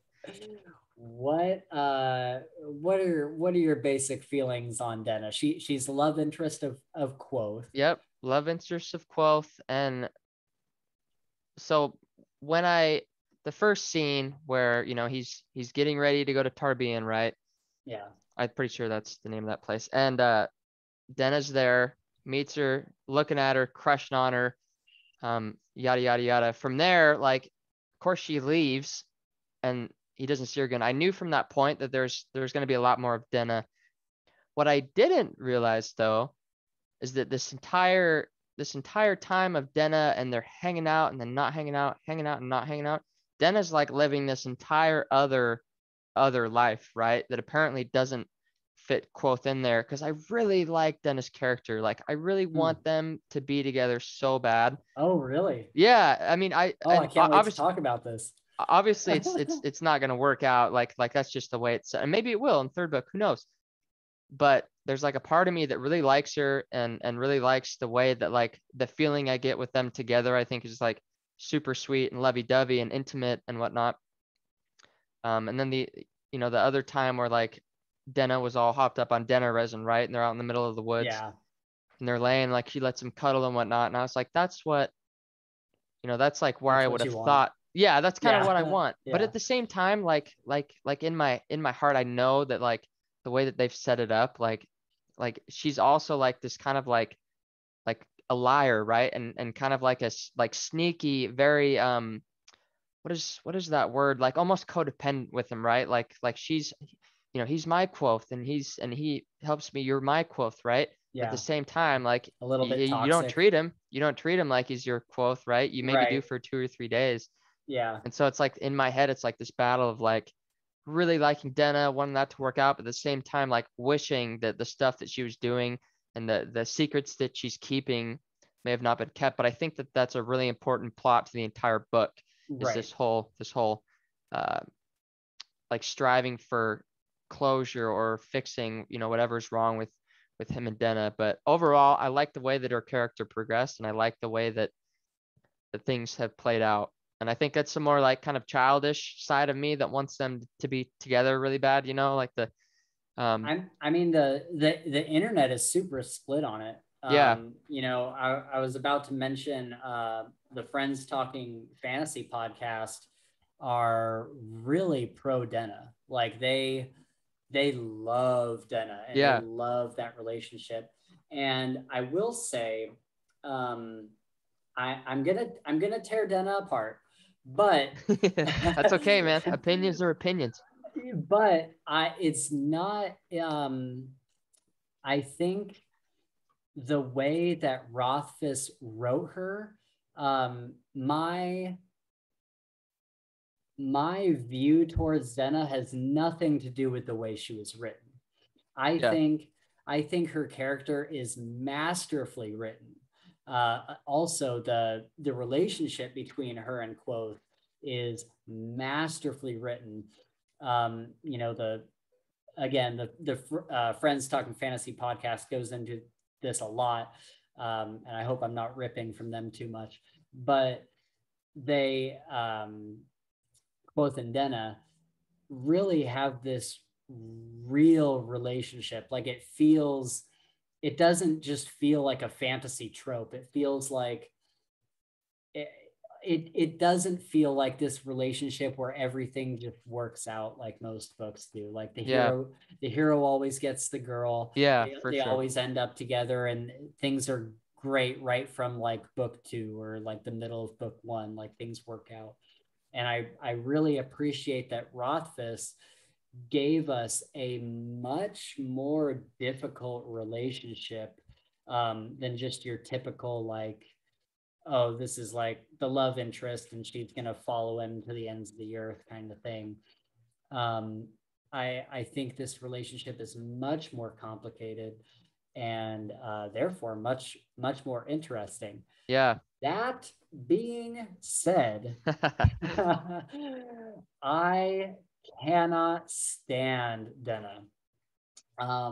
There is a quote I have here from somebody who was at Comic-Con asking asking Rothfuss a question. There was like he was doing a panel, and and I'll try to remember his response to it too, because it was really funny. But they said, "Who hurt you so bad that you created the character Denna?" And I think he responded something like, a lot of fans seem to think that just because I put something in the book means that I have real world experience with it and that these things have actually happened to me. And they would be right. Yeah, yeah. And I love that so much. And there's a huge controversy around Denna, whether people love her or hate her. And I just think that, again, not in a written way, not in the way that she was written, but as a person, I don't like Denna Yeah. because she is like, she's just playing games left and right, and she can Yeah. never make up her mind. And she is, she knows, especially by the end of book 2, she knows Quoth is interested in her. And it kind of feels like she just wants to keep him around, just so that she doesn't have to be alone, because she can't make lasting friendships and relationships with anybody else. Absolutely. You know, we find out a little bit more why in book 2, when she's talking to I'll get into that in a minute, but we see throughout the books that she goes from relationship to relationship to relationship, and she's essentially using all of these guys, like courting them, or they're courting her, but she's just using them for money or a place to stay, and she's kind of bouncing from guy to guy to guy. And that's just really like, man, you know, sometimes things are written in these books that we're not supposed to like, and I think that is just something that I am not supposed to like. Yeah. I, Yeah.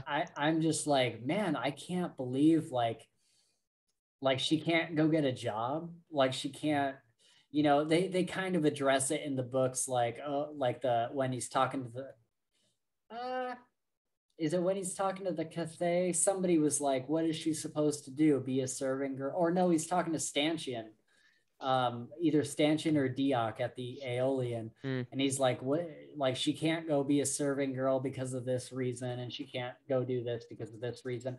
But I was kind of like, really? Like that doesn't make a lot of sense to me. Like she's gotta bounce between all these different men and like kind of use, like, you know, they basically pay her way through things while they're courting, and Yeah. they, you know, whatever.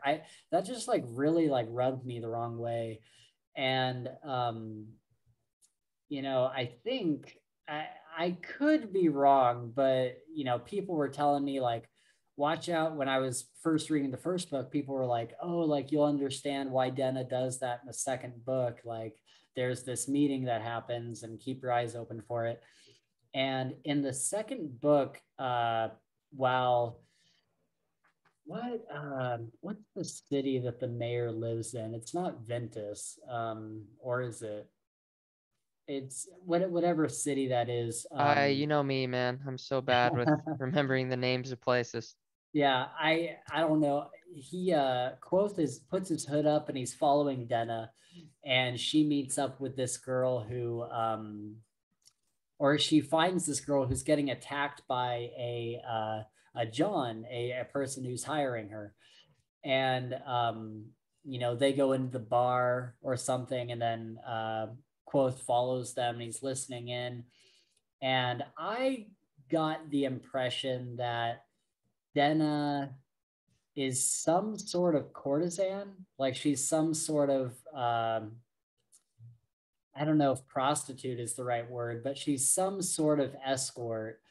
Uh, and you know, this other girl that she's having this meeting with is, you know, wanting to become a courtesan, and she has all these other options. Like Denna's like, can we get you on the next carriage ride home, or all these other things, or do you really want to be a courtesan? And starts giving her all this advice and telling her how to become a high-priced escort. Yeah. And she was talking from personal experience, is what I understood.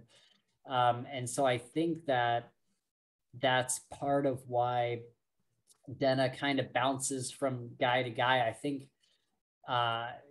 think that she's some sort of courtesan, or at least has some sort of history there. She definitely likes to use the sugar daddies. That's her whole goal with everything. Yeah, exactly. What else was I gonna say about Denna? Oh, there's another quote I have here. Because of this huge controversy surrounding Denna, Rothfuss has said, you know, he says, I'll admit I haven't brought her to you as clearly as I wished to. So I wonder if that's kind of why. I wonder if that's why a lot of these people have feelings towards Denna, is because in the end, we just don't understand much about her. Like Yeah. Yeah. we don't understand why she does the things that she does. and it's kind of this like, I don't mind, with Quoth, like, I don't mind people having these bad characteristics. Like in the Night Angel trilogy, some of my favorite characters have done absolutely horrendous things. Yeah. But the truth is, we just don't know enough about Denna to kind of offset that or to explain why she's doing any of this. And so for me, it's really, really hard to like her.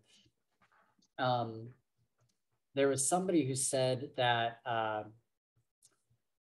she is kind of Quoth's opposite, or his mirror. She's either his opposite or his mirror. Either like they were saying that their lives are kind of going in like a parallel line, and they wonder if Denna isn't tracking down either the Chandrian or the Amir herself, and that's why she's involved with Master Ash. Interesting. All right, well, if that's all we got on Denna, let's talk about our favorite person that we love to hate, our favorite enemy. Here we go. Ambrose. That's right, Mr. Jackass. Mr. Jackass. Jackass. Yep. That was one of the Jackass part of the book. Just going a little off topic for a minute.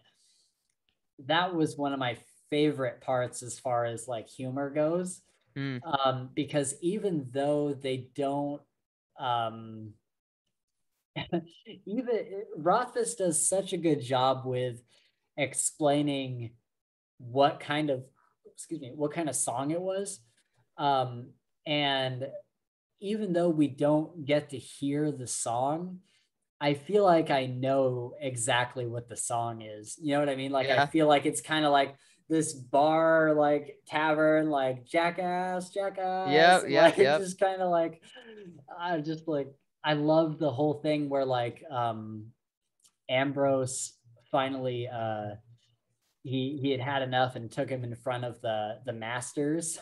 Yeah. And one of the masters was like reading the lyrics, and he goes, "Well, Ambrose, are you a donkey's ass?" Yeah. And Ambrose is like, "No."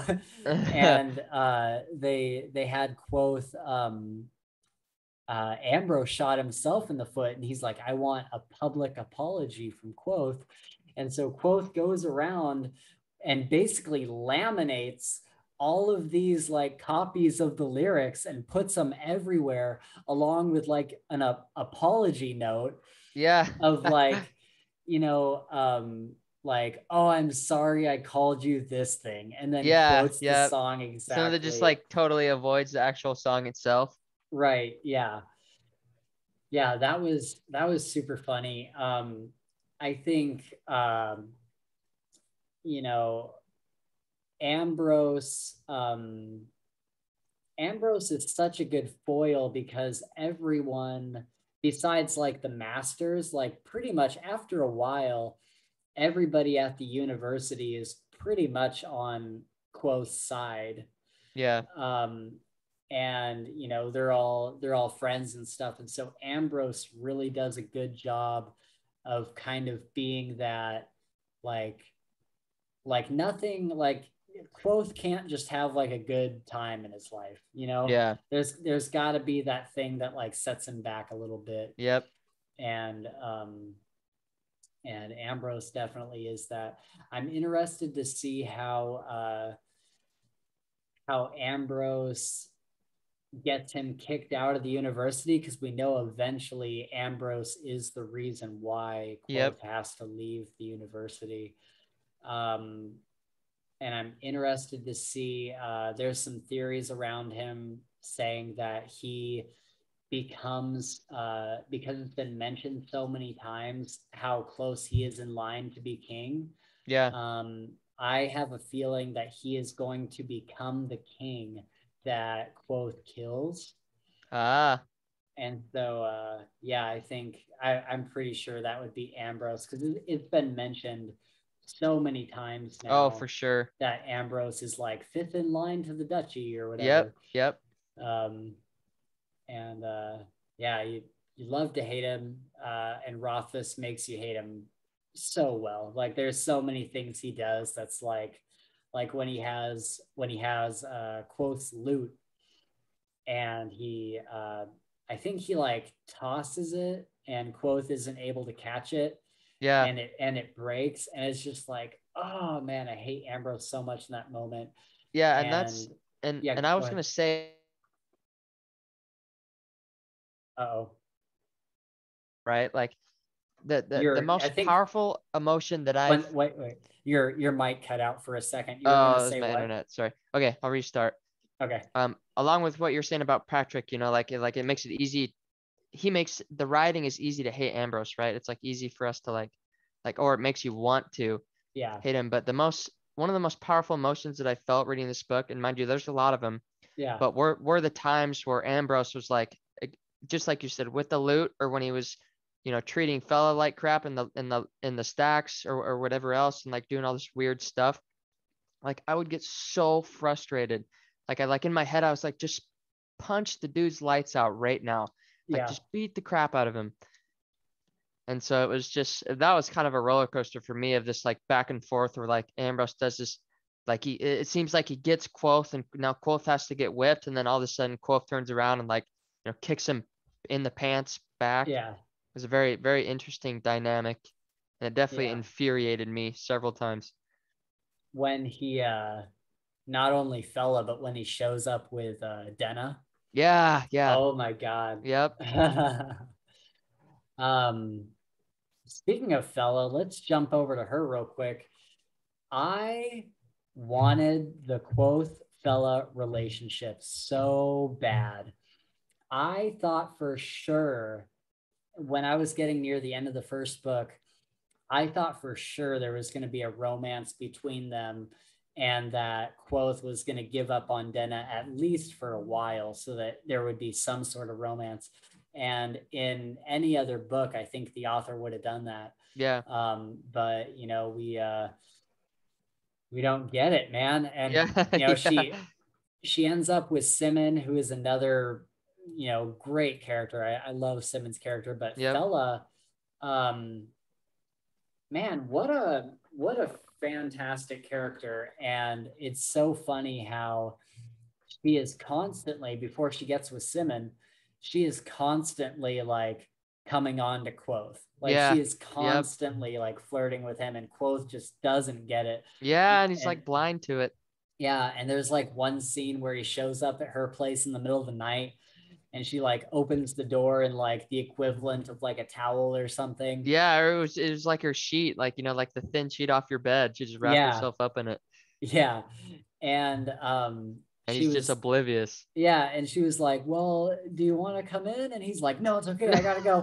And like runs, and then You're he like, bro. realizes, he's like, oh, I just realized she was inviting me into her room. Yeah. Oh my god.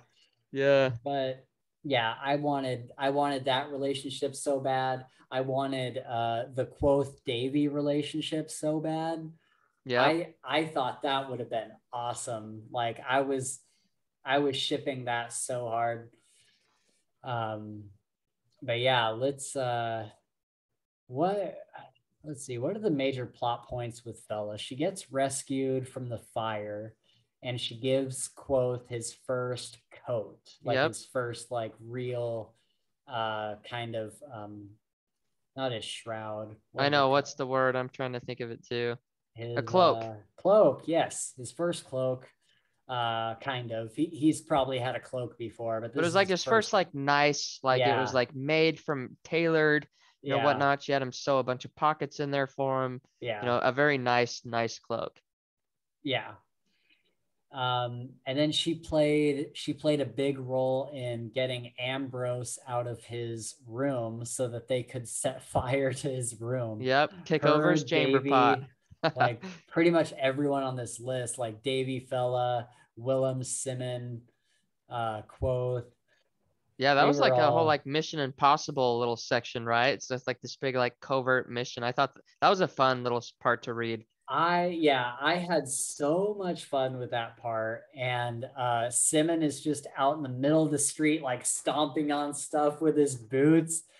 And oh man, that and I think Davy was the one who set the fire using her sympathy. Yep. Yep. Um, yeah, that was a really good time. Um, I guess Simon and Willem, not too much to say about them really.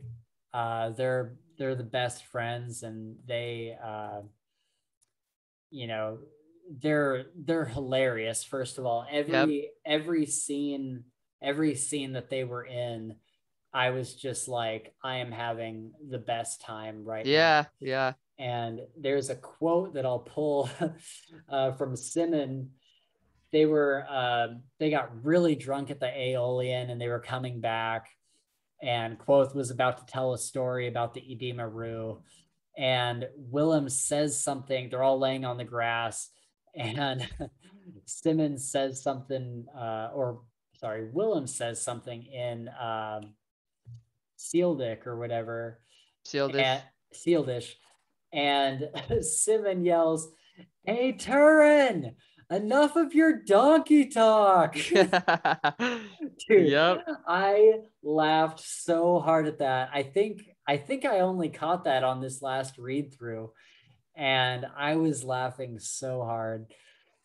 And then speaking of Fella, bouncing back to her real quick, there's a quote where it's at the very end of book 2, and he's talking about Denna, and she's like, "Would you like a lady's advice?" And he's like, "I'll settle for yours." Yeah. Yep. That would probably be one of my at least favorite Willem. And I feel like Willem has a lot of like he's like from a different area, right? Different accent, different language he speaks. And so it's funny when he like there's some scenes where he asks like is that the word, right? Is that the word that I would use? I'm pretty Yeah, sure, but I always thought those were kind of funny too. right. Where he's just trying to like figure out the language, and he's Yep. like, "Your language sucks." Yeah, yeah. All right, real quick before we move on, I do want to talk about Elodin. Uh, Elodin was such a favorite character of mine. He was so like whimsical and just like completely like crackpot. But there was so many times where he kind of had quotes back from the beginning. Like he's very like anti the other masters. You know what I mean? Like Yeah, he's yep. like I have a couple good quotes from him too, but you know, he's kind of wise in his own way. And he really like wants to teach a certain way and doesn't relent in that. We see him doing some crazy stuff with when he starts teaching a class, and people are like, "What is with this guy?" Yeah. And then Quoth goes on his adventure to uh, Ventus or whatever the other place was, and he realizes, he's like, "Oh, Elodin was teaching me the whole time." Mm, And then when he comes back from there, him and Elodin have like this great relationship as yeah. far as like, you know, Elodin's mentoring him. Quoth is called the name of the wind several times now. And I think Quoth finally understands what Elodin is about. And that just came across so well. And especially earlier in the books, like, you know, middle to end of first book and the beginning to middle of the second book, Elodin is so funny. Yeah. Yep. Elodin is hilarious. There's let's just bounce into the quotes. We might as well. Um, so I think I have 3 Elodin quotes, and he tells this story of he's like, he brings Quoth and Fella up on stage, right? Because Quoth is like, "Can you like teach us finally? Like, can you just like do your job?" Yep. And so he brings Quoth and Fella up, and he's like, here I have a story of two lovers, and goes on to like depict this whole scenario Yeah. in which they are like in love and they're looking into each other's eyes, and like all this really romantic stuff is happening. And then he says, and then Quoth grabs her tits. Yeah. And Yeah. and it like ruins the whole moment. And then he turns to Quoth and he says, I'm trying to teach you. Stop grabbing at my tits. I thought that was great. The other one that I had of his was he's trying to Quoth is trying to understand naming, and Elodin is like, do you think you can describe everything with words? And Quoth is like, of course you can. And he's like, describe blue. And so Quoth tries describing blue and he can't. And then Elodin says, but there are other ways to understanding.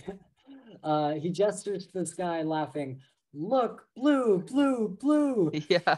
And that was such a, like I said, he's wise in his own way. Like that is such a perfect way of kind of showing like, you're not as smart as you think you are. Just because you know all these words, and just because like you have like this background as like a trooper or whatever, and you have a silver tongue, like there's many other ways to understanding things besides this academic approach.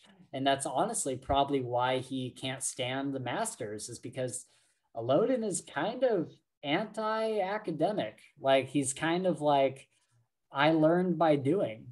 Yeah. And I know that Quoth has said it quite a bit in the books too. Like I've heard like him, like say like Elodin's half cracked, right?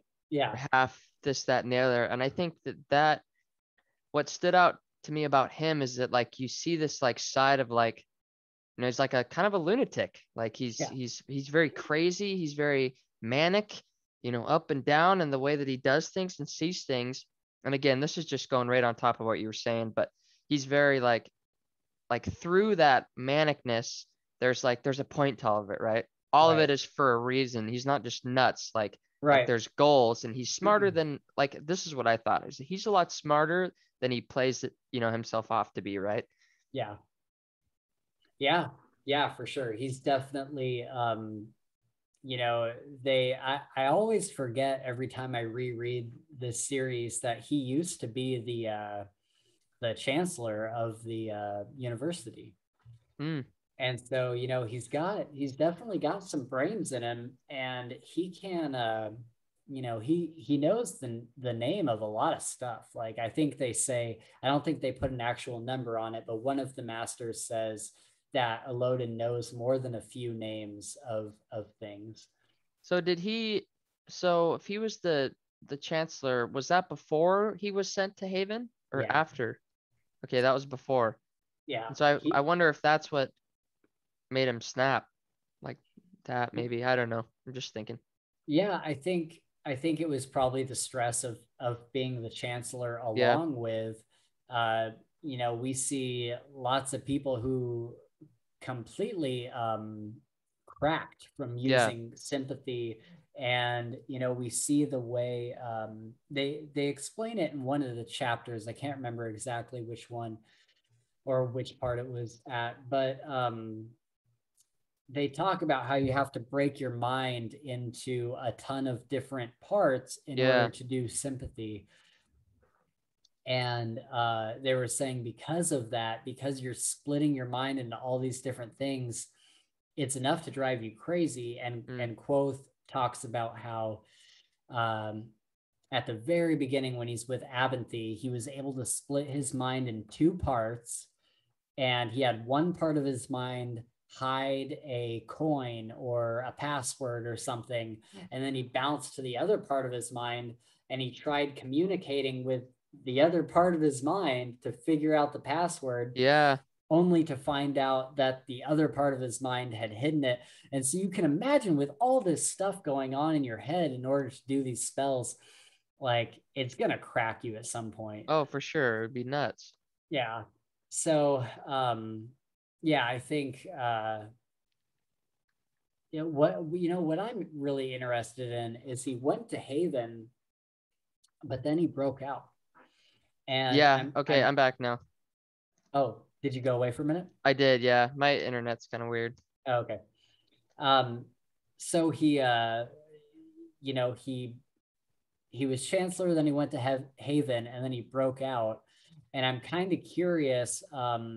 They made it sound like when he broke out that he just came back. He just like busted down the wall and then came back and took up his master's position again. And so I'm really interested to kind of hear that story if it ever gets told. True that. Just have to wait for the third book. We'll see. Okay. Let's see. Willem or Stanchion says to Quoth, young sixth string here is so sharp he can't help but cut himself. Yep, that's a good one. It's a very apt description of Quoth.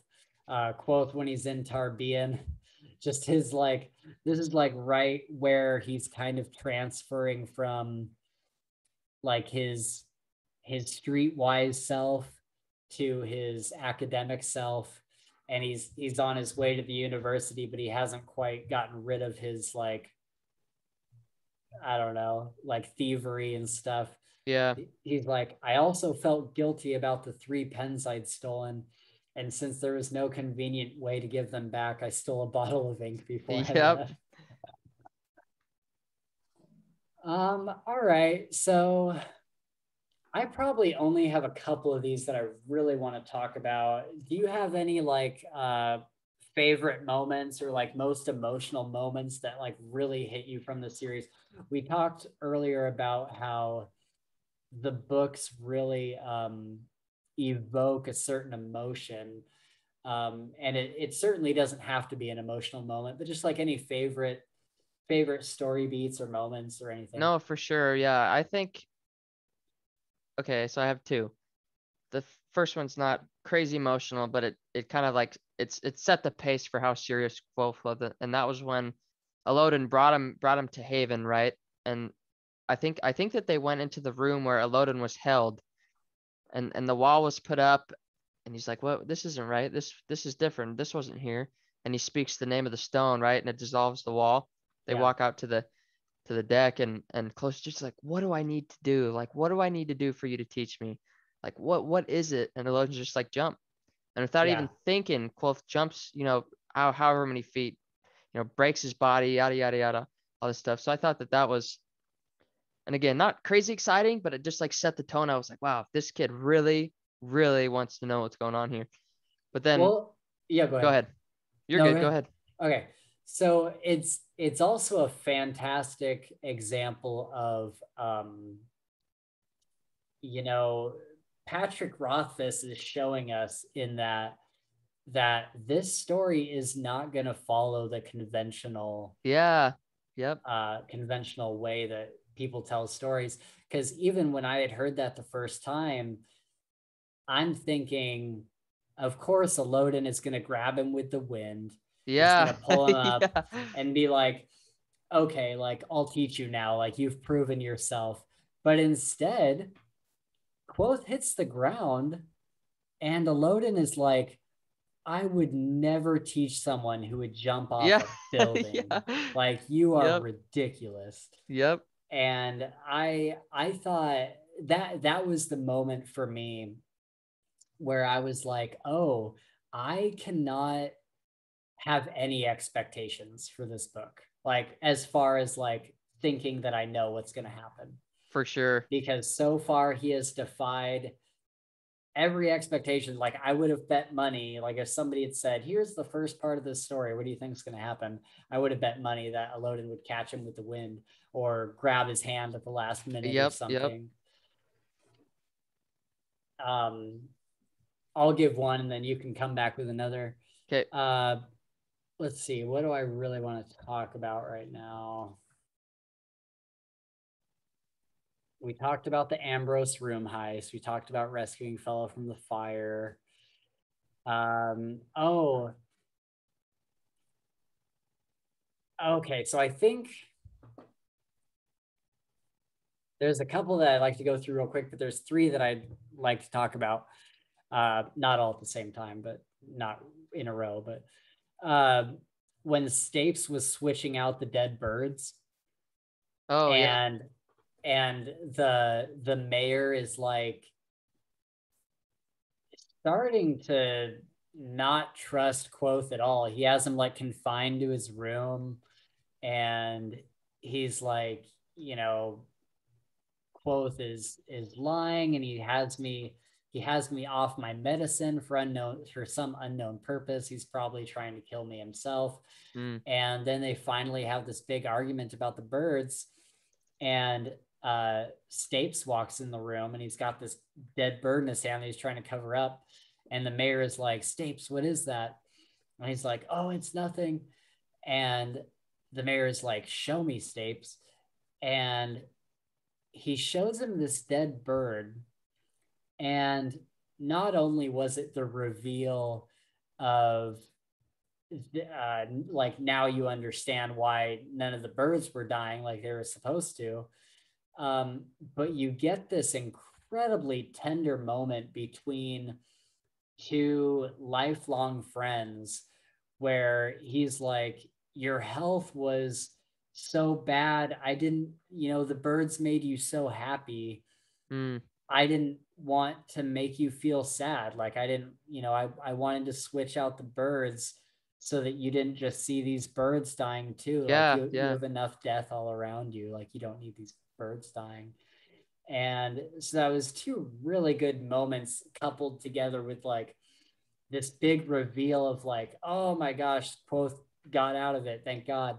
But also like this incredibly tender moment. That one definitely hit me in the feels. Do you have another one before I go on? I do, yeah, and I would agree with that one too. That was a powerful moment between the mayor and Stapes. Okay, so my other one is when Quoth is kind of like working himself out of the whole plumb bob thing, right? He's getting over it. Yes. He's basically feeling the effects, and he's in his room, and he's just broken down. Just everything's hitting him, this, that, and the other. It was maybe super sad seeing him like that. And then all of a sudden, here comes Ari, right? And I think that moment when she walks in there and says, it's okay, like, you can cry, like, I'm right here, you can cry. Oh my God. Like, even right now I'm tearing up like that. I know. It's just such a powerful moment, man. And I was just so grateful for Ari, and grateful for the emotion that made me feel. So that would probably be the most powerful, I guess, emotional moment in that book that I felt. Yeah, I was definitely like sobbing during that scene. Me too. And what does she say? She's like, it's okay.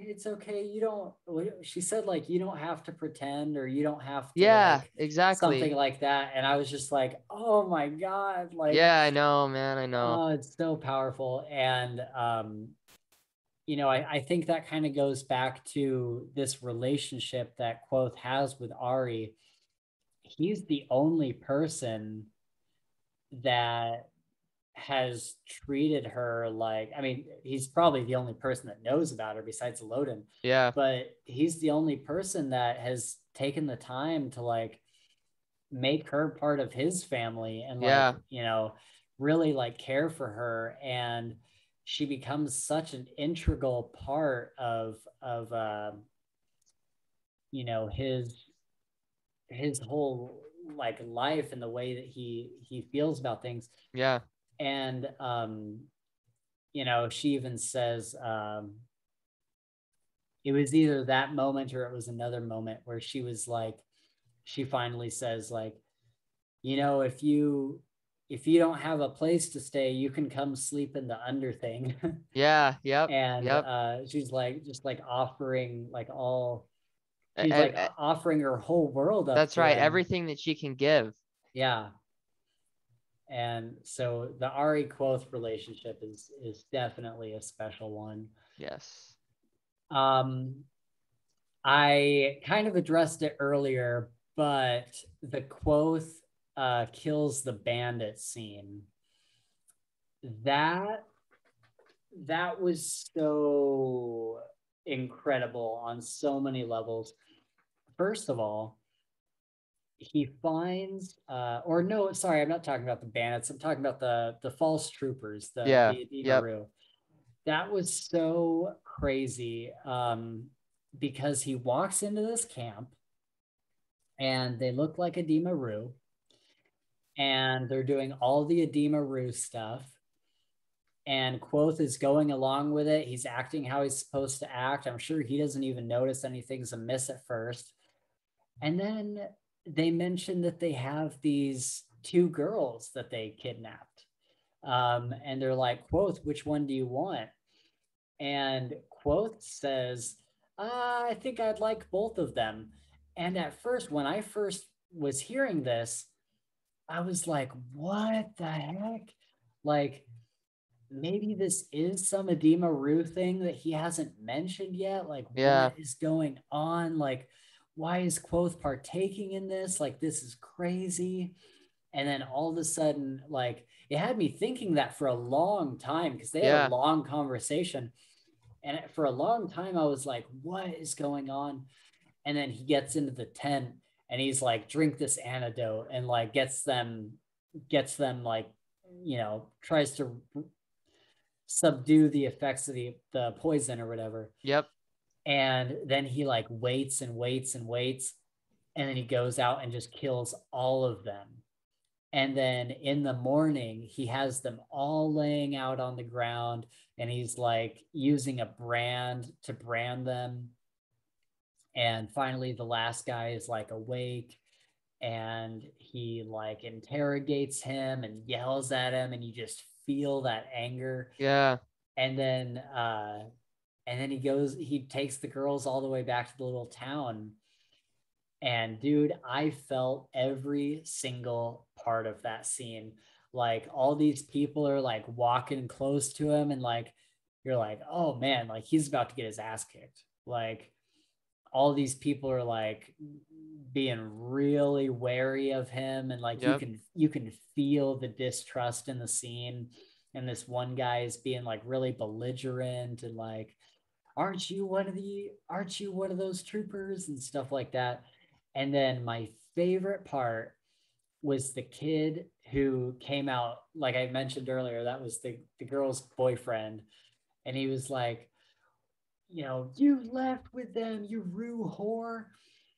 And Quoth just breaks his arm, and it was so good. He's just like screaming at him, and then he talks to him really quietly, and he's like, if you ever say an unkind word, if you ever think an unkind thought about those girls ever again, like, you cannot hide from, you know, whatever. And it was so good, and it made me feel every single ounce of that. Like, my heart was like legitimately beating faster when I was listening to that, for sure. For sure. And then doesn't, like, after that, right? So his arm's broken. Doesn't he like take him to the lady, the healer or whatever, and like offers to like help, you know, like help him wrap up his arm? And in my eyes, like, like when he's doing that, I would think that would just be more of a torture for the kid. You know, he's just like acting all nice, but in reality, before he said like, I will destroy you, you know? Yeah. Oh yeah. Yeah. I think that's an interesting point. I didn't think about the kid, how that would be weird for the kid, for Quoth to be all like nice to him afterwards. Yeah, maybe that was part of Quoth's kind of plan to make him as uncomfortable as possible. Not sure. It just popped in my head when I was reading it. Yeah, dude. Well, other than that, so there was one more part that legitimately had me like absolutely bawling. I think it's the hardest I cried during the whole book series, when he's in Tarbean. Oh man, he's in Tarbean, and he goes up to the rich district, and he's been beaten, and he's had his loot broken. He's been living on a roof, and he has like no money. and he goes up to the rich district where he's not supposed to be, and it's really followed by all this other really horrible stuff that's happened. Like nothing, like no one has been kind to Quoth up to this point in the story. Yeah. Since his parents died, and he's just had like such a bad time of things, and he's homeless, and that's another thing. Rothfuss really did a good job with the homeless stuff. I probably won't do this too much on the podcast, but just to be real for a minute, I was homeless for several years, quite a few years ago, and I can attest that the way that Rothfuss writes all of Quoth being homeless, and even all like the Denner resin stuff and whatnot, is very true to life, and he did a very, very good job replicating that. And so Quoth going up to this rich district, and this lady is like, oh my god, like, are you okay? And like hands him like more money than he's ever seen in his whole life, and to her it's nothing. Like to her it's pocket change. Yeah. And Quoth is holding it in his hands, and he just starts crying. Like he just starts like completely losing it because of the kindness of this stranger. And I think I was in the middle of I was listening to the book this last time, and I think I was in a store. And I had just walked in, and that part was happening, and I'm just like crying, like sobbing, crying, and I'm like, oh my god. And I had to like turn around and walk out of the store and like clean up my face. I was like, oh my god, that just hit me so hard. And so that was one of the moments that really, that and the Ari moment were the two that I can think of that really, really just had me absolutely losing my shit. Yep, I totally agree. Do you have any other ones? No, I think that was really the big one. I think you covered any others that I would have also felt the same about. All right. A couple honorable mentions that I won't go into too much detail. When Quoth kills the bandits, we get to see him cut loose in the forest. That was the craziest use of magic that we've gotten to see so far, for sure. Yeah. Like that was nuts. Denna buys Quoth a new loot case. That was awesome. Playing music for Vachette behind the curtain. Real quick, all the Adem language stuff, I was completely floored by how well they fleshed out the Adem. And how they have like this language like with their hands. Yeah, hand speak. And it was such a unique take on a fantasy language. Yeah, I thought that was incredible. I was completely blown away with that. I would totally agree. I kind of like, it's not that I didn't forget, but we didn't touch on that whole section a lot, of him being over there in Adem and whatnot. I think just real quick, another honorable mention that I want to add to that is when he's doing the final trial, right, of the what do they call that tree? The tree with the blades, the sword tree. The sword tree, yeah. And he's like overthinking it. He's like, there's all this stuff, there's this, that, and the other. Like, what do I do? And then he just like stops and thinks. He's like, you know what? He calls the name of the wind, just walks up and grabs it, like boom, because like he was training like so hard for this and back and forth, and yeah. And I was like, man, way to push through that and figure it out. And everybody was just like, all right, he did it. Let's go. Yeah, and the other big part of that too is he, during his whole time training with Vachette, he's worried about his hands because they're used for his music. Yeah. And everybody tells him like, oh, you have such nice hands. You have such nice hands.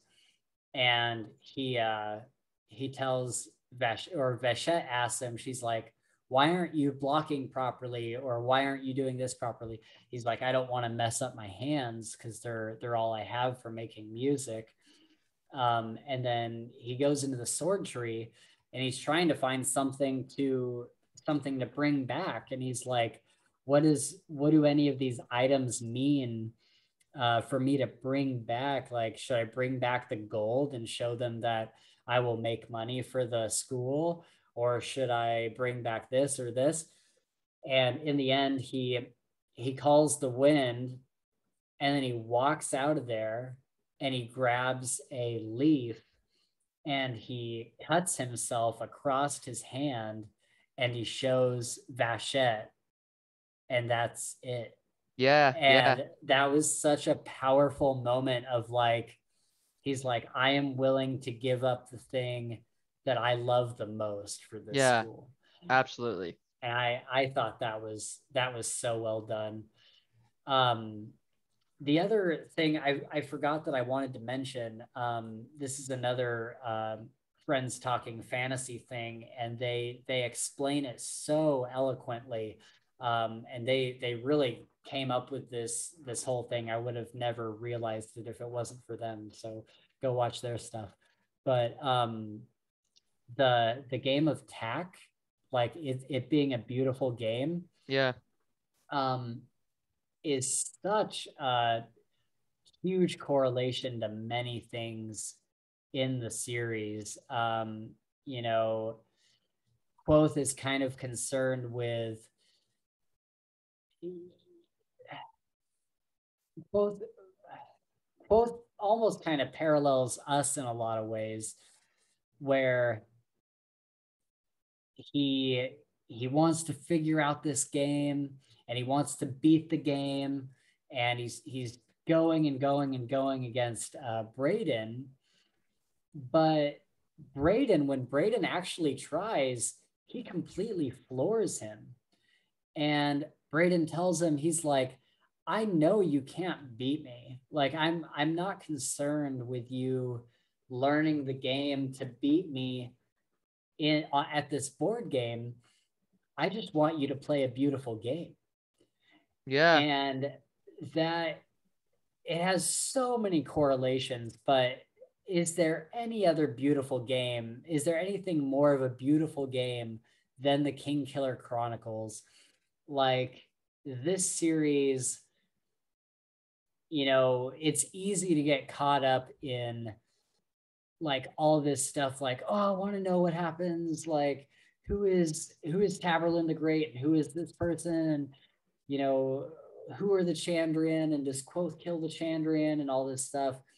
But honestly, every time I read these books, I never really, like, as upset that I am that we don't have a third book, while I'm reading it, I'm never, at the end of book 2, I'm never really upset that I can't go on to read book 3, because book 1 and 2 are such a beautiful game. Like, they are such an enjoyable story for what we do have. And I think it also parallels you know, Quoth and Denna's relationship, and it parallels like a ton of stuff in the series. Maybe we can do an episode on that later on, but for sure. There's a lot of correlations there. I'd like to maybe write down some more and come back to do a future episode of that. That being said, I think, let's see. Yeah, I think that's pretty much it. Quoth winning his talent pipes. Quoth jumps off the roof. Oh, the scene where Quoth accidentally helps Elodin burn Hem's robes. Oh yeah. And Quoth asks him, like, why did you do that? And Elodin looks at him like he's a child and says, well, because I hate him, of course. Yeah. Like, Yep. I thought that's a loading for you, man. Yeah. All right. Well, I think it is getting pretty late. We can stop there and we can do another episode with our future questions. Let's see what we have here. We have third book questions. So like what questions we would have for the third book, what we're kind of expecting, just questions we have about the series in Yep. general. And then maybe we'll go through some popular theories slash our theories on what we expect from the third book, some little puzzle pieces we've put together. And then we'll also go through some of that beautiful game stuff because there is a lot of really cool correlations with that I've heard recently, and I'd like to spend a little bit more time on that. Um, Absolutely. I totally agree. maybe we can also spend some time on characters and kind of flesh out some more characters or something. But Yeah, I'd um, like to talk about, I want to spend some time on like Bast, like to talk about Bast a little oh bit. yeah, we didn't even talk about Bast. Oh my God. That's okay. We'll get him in there. Yeah. Okay. So yeah, I think maybe our next episode, by the way, these episodes are going to come out pretty irregularly. So we're just doing this for fun, just as a hobby, something to do, just a reason for us to go in really deep on these book series that we Yes. love so much. And so we're not really trying to stick to any sort of schedule. We'll kind of put them out as we read stuff. I will kind of make for me at least, I'll make reading books that are upcoming for the podcast. I'll make those a priority. Yeah, Uh, absolutely. Same here. Gabe flies through books because he can just listen to audiobooks all day at Yeah. his work. So I have no doubt that he won't have any problem with the Yeah. reading Yeah. schedule. Uh, but yeah, and so they'll just kind of come out whenever we've had time to read a series. Um, we'll do like a full series at a time, like I said. So if something is like a trilogy, we'll read the trilogy and then we'll comment on it like we did here. We'll probably have a lot of the same talking points, like favorite quotes, favorite characters, favorite moments. Excuse me. And yeah, and we'll get to Dresden Files. That one is probably going to be like a 4 to 6 part series, Yeah. where we kind of tackle like 3 books at a time. We will do future spoilers for that. So even if we're reviewing book 3, we'll talk about book 6 or whatever. Um, but yeah, feel free to read along with us. I would say if you guys want to prepare for the next podcast, I would definitely read King's Dark Tidings. I think that's the next book series we're gonna want to do. Mm-hmm. I don't know if we'll do another episode on Kingkiller before that, or if we'll do King's Dark Tidings and then do another Kingkiller episode after that. Honestly, like there's so much content here with Kingkiller, like we could talk about it so much. I know the Friends Talking Fantasy podcast, they did like their book reviews, and then they sprinkle in an episode every now and then with just Kingkiller talking points, and they get a lot of content out of that. So I think there's plenty to talk about here. There's going to be plenty to talk about with the Dresden Files. I think really we're going to be rotating around, like we probably have like 6 to 7 series that we really like and really want to talk about, and so we'll probably kind of have those, and then we'll have a ton of episodes expanding on that. Mm.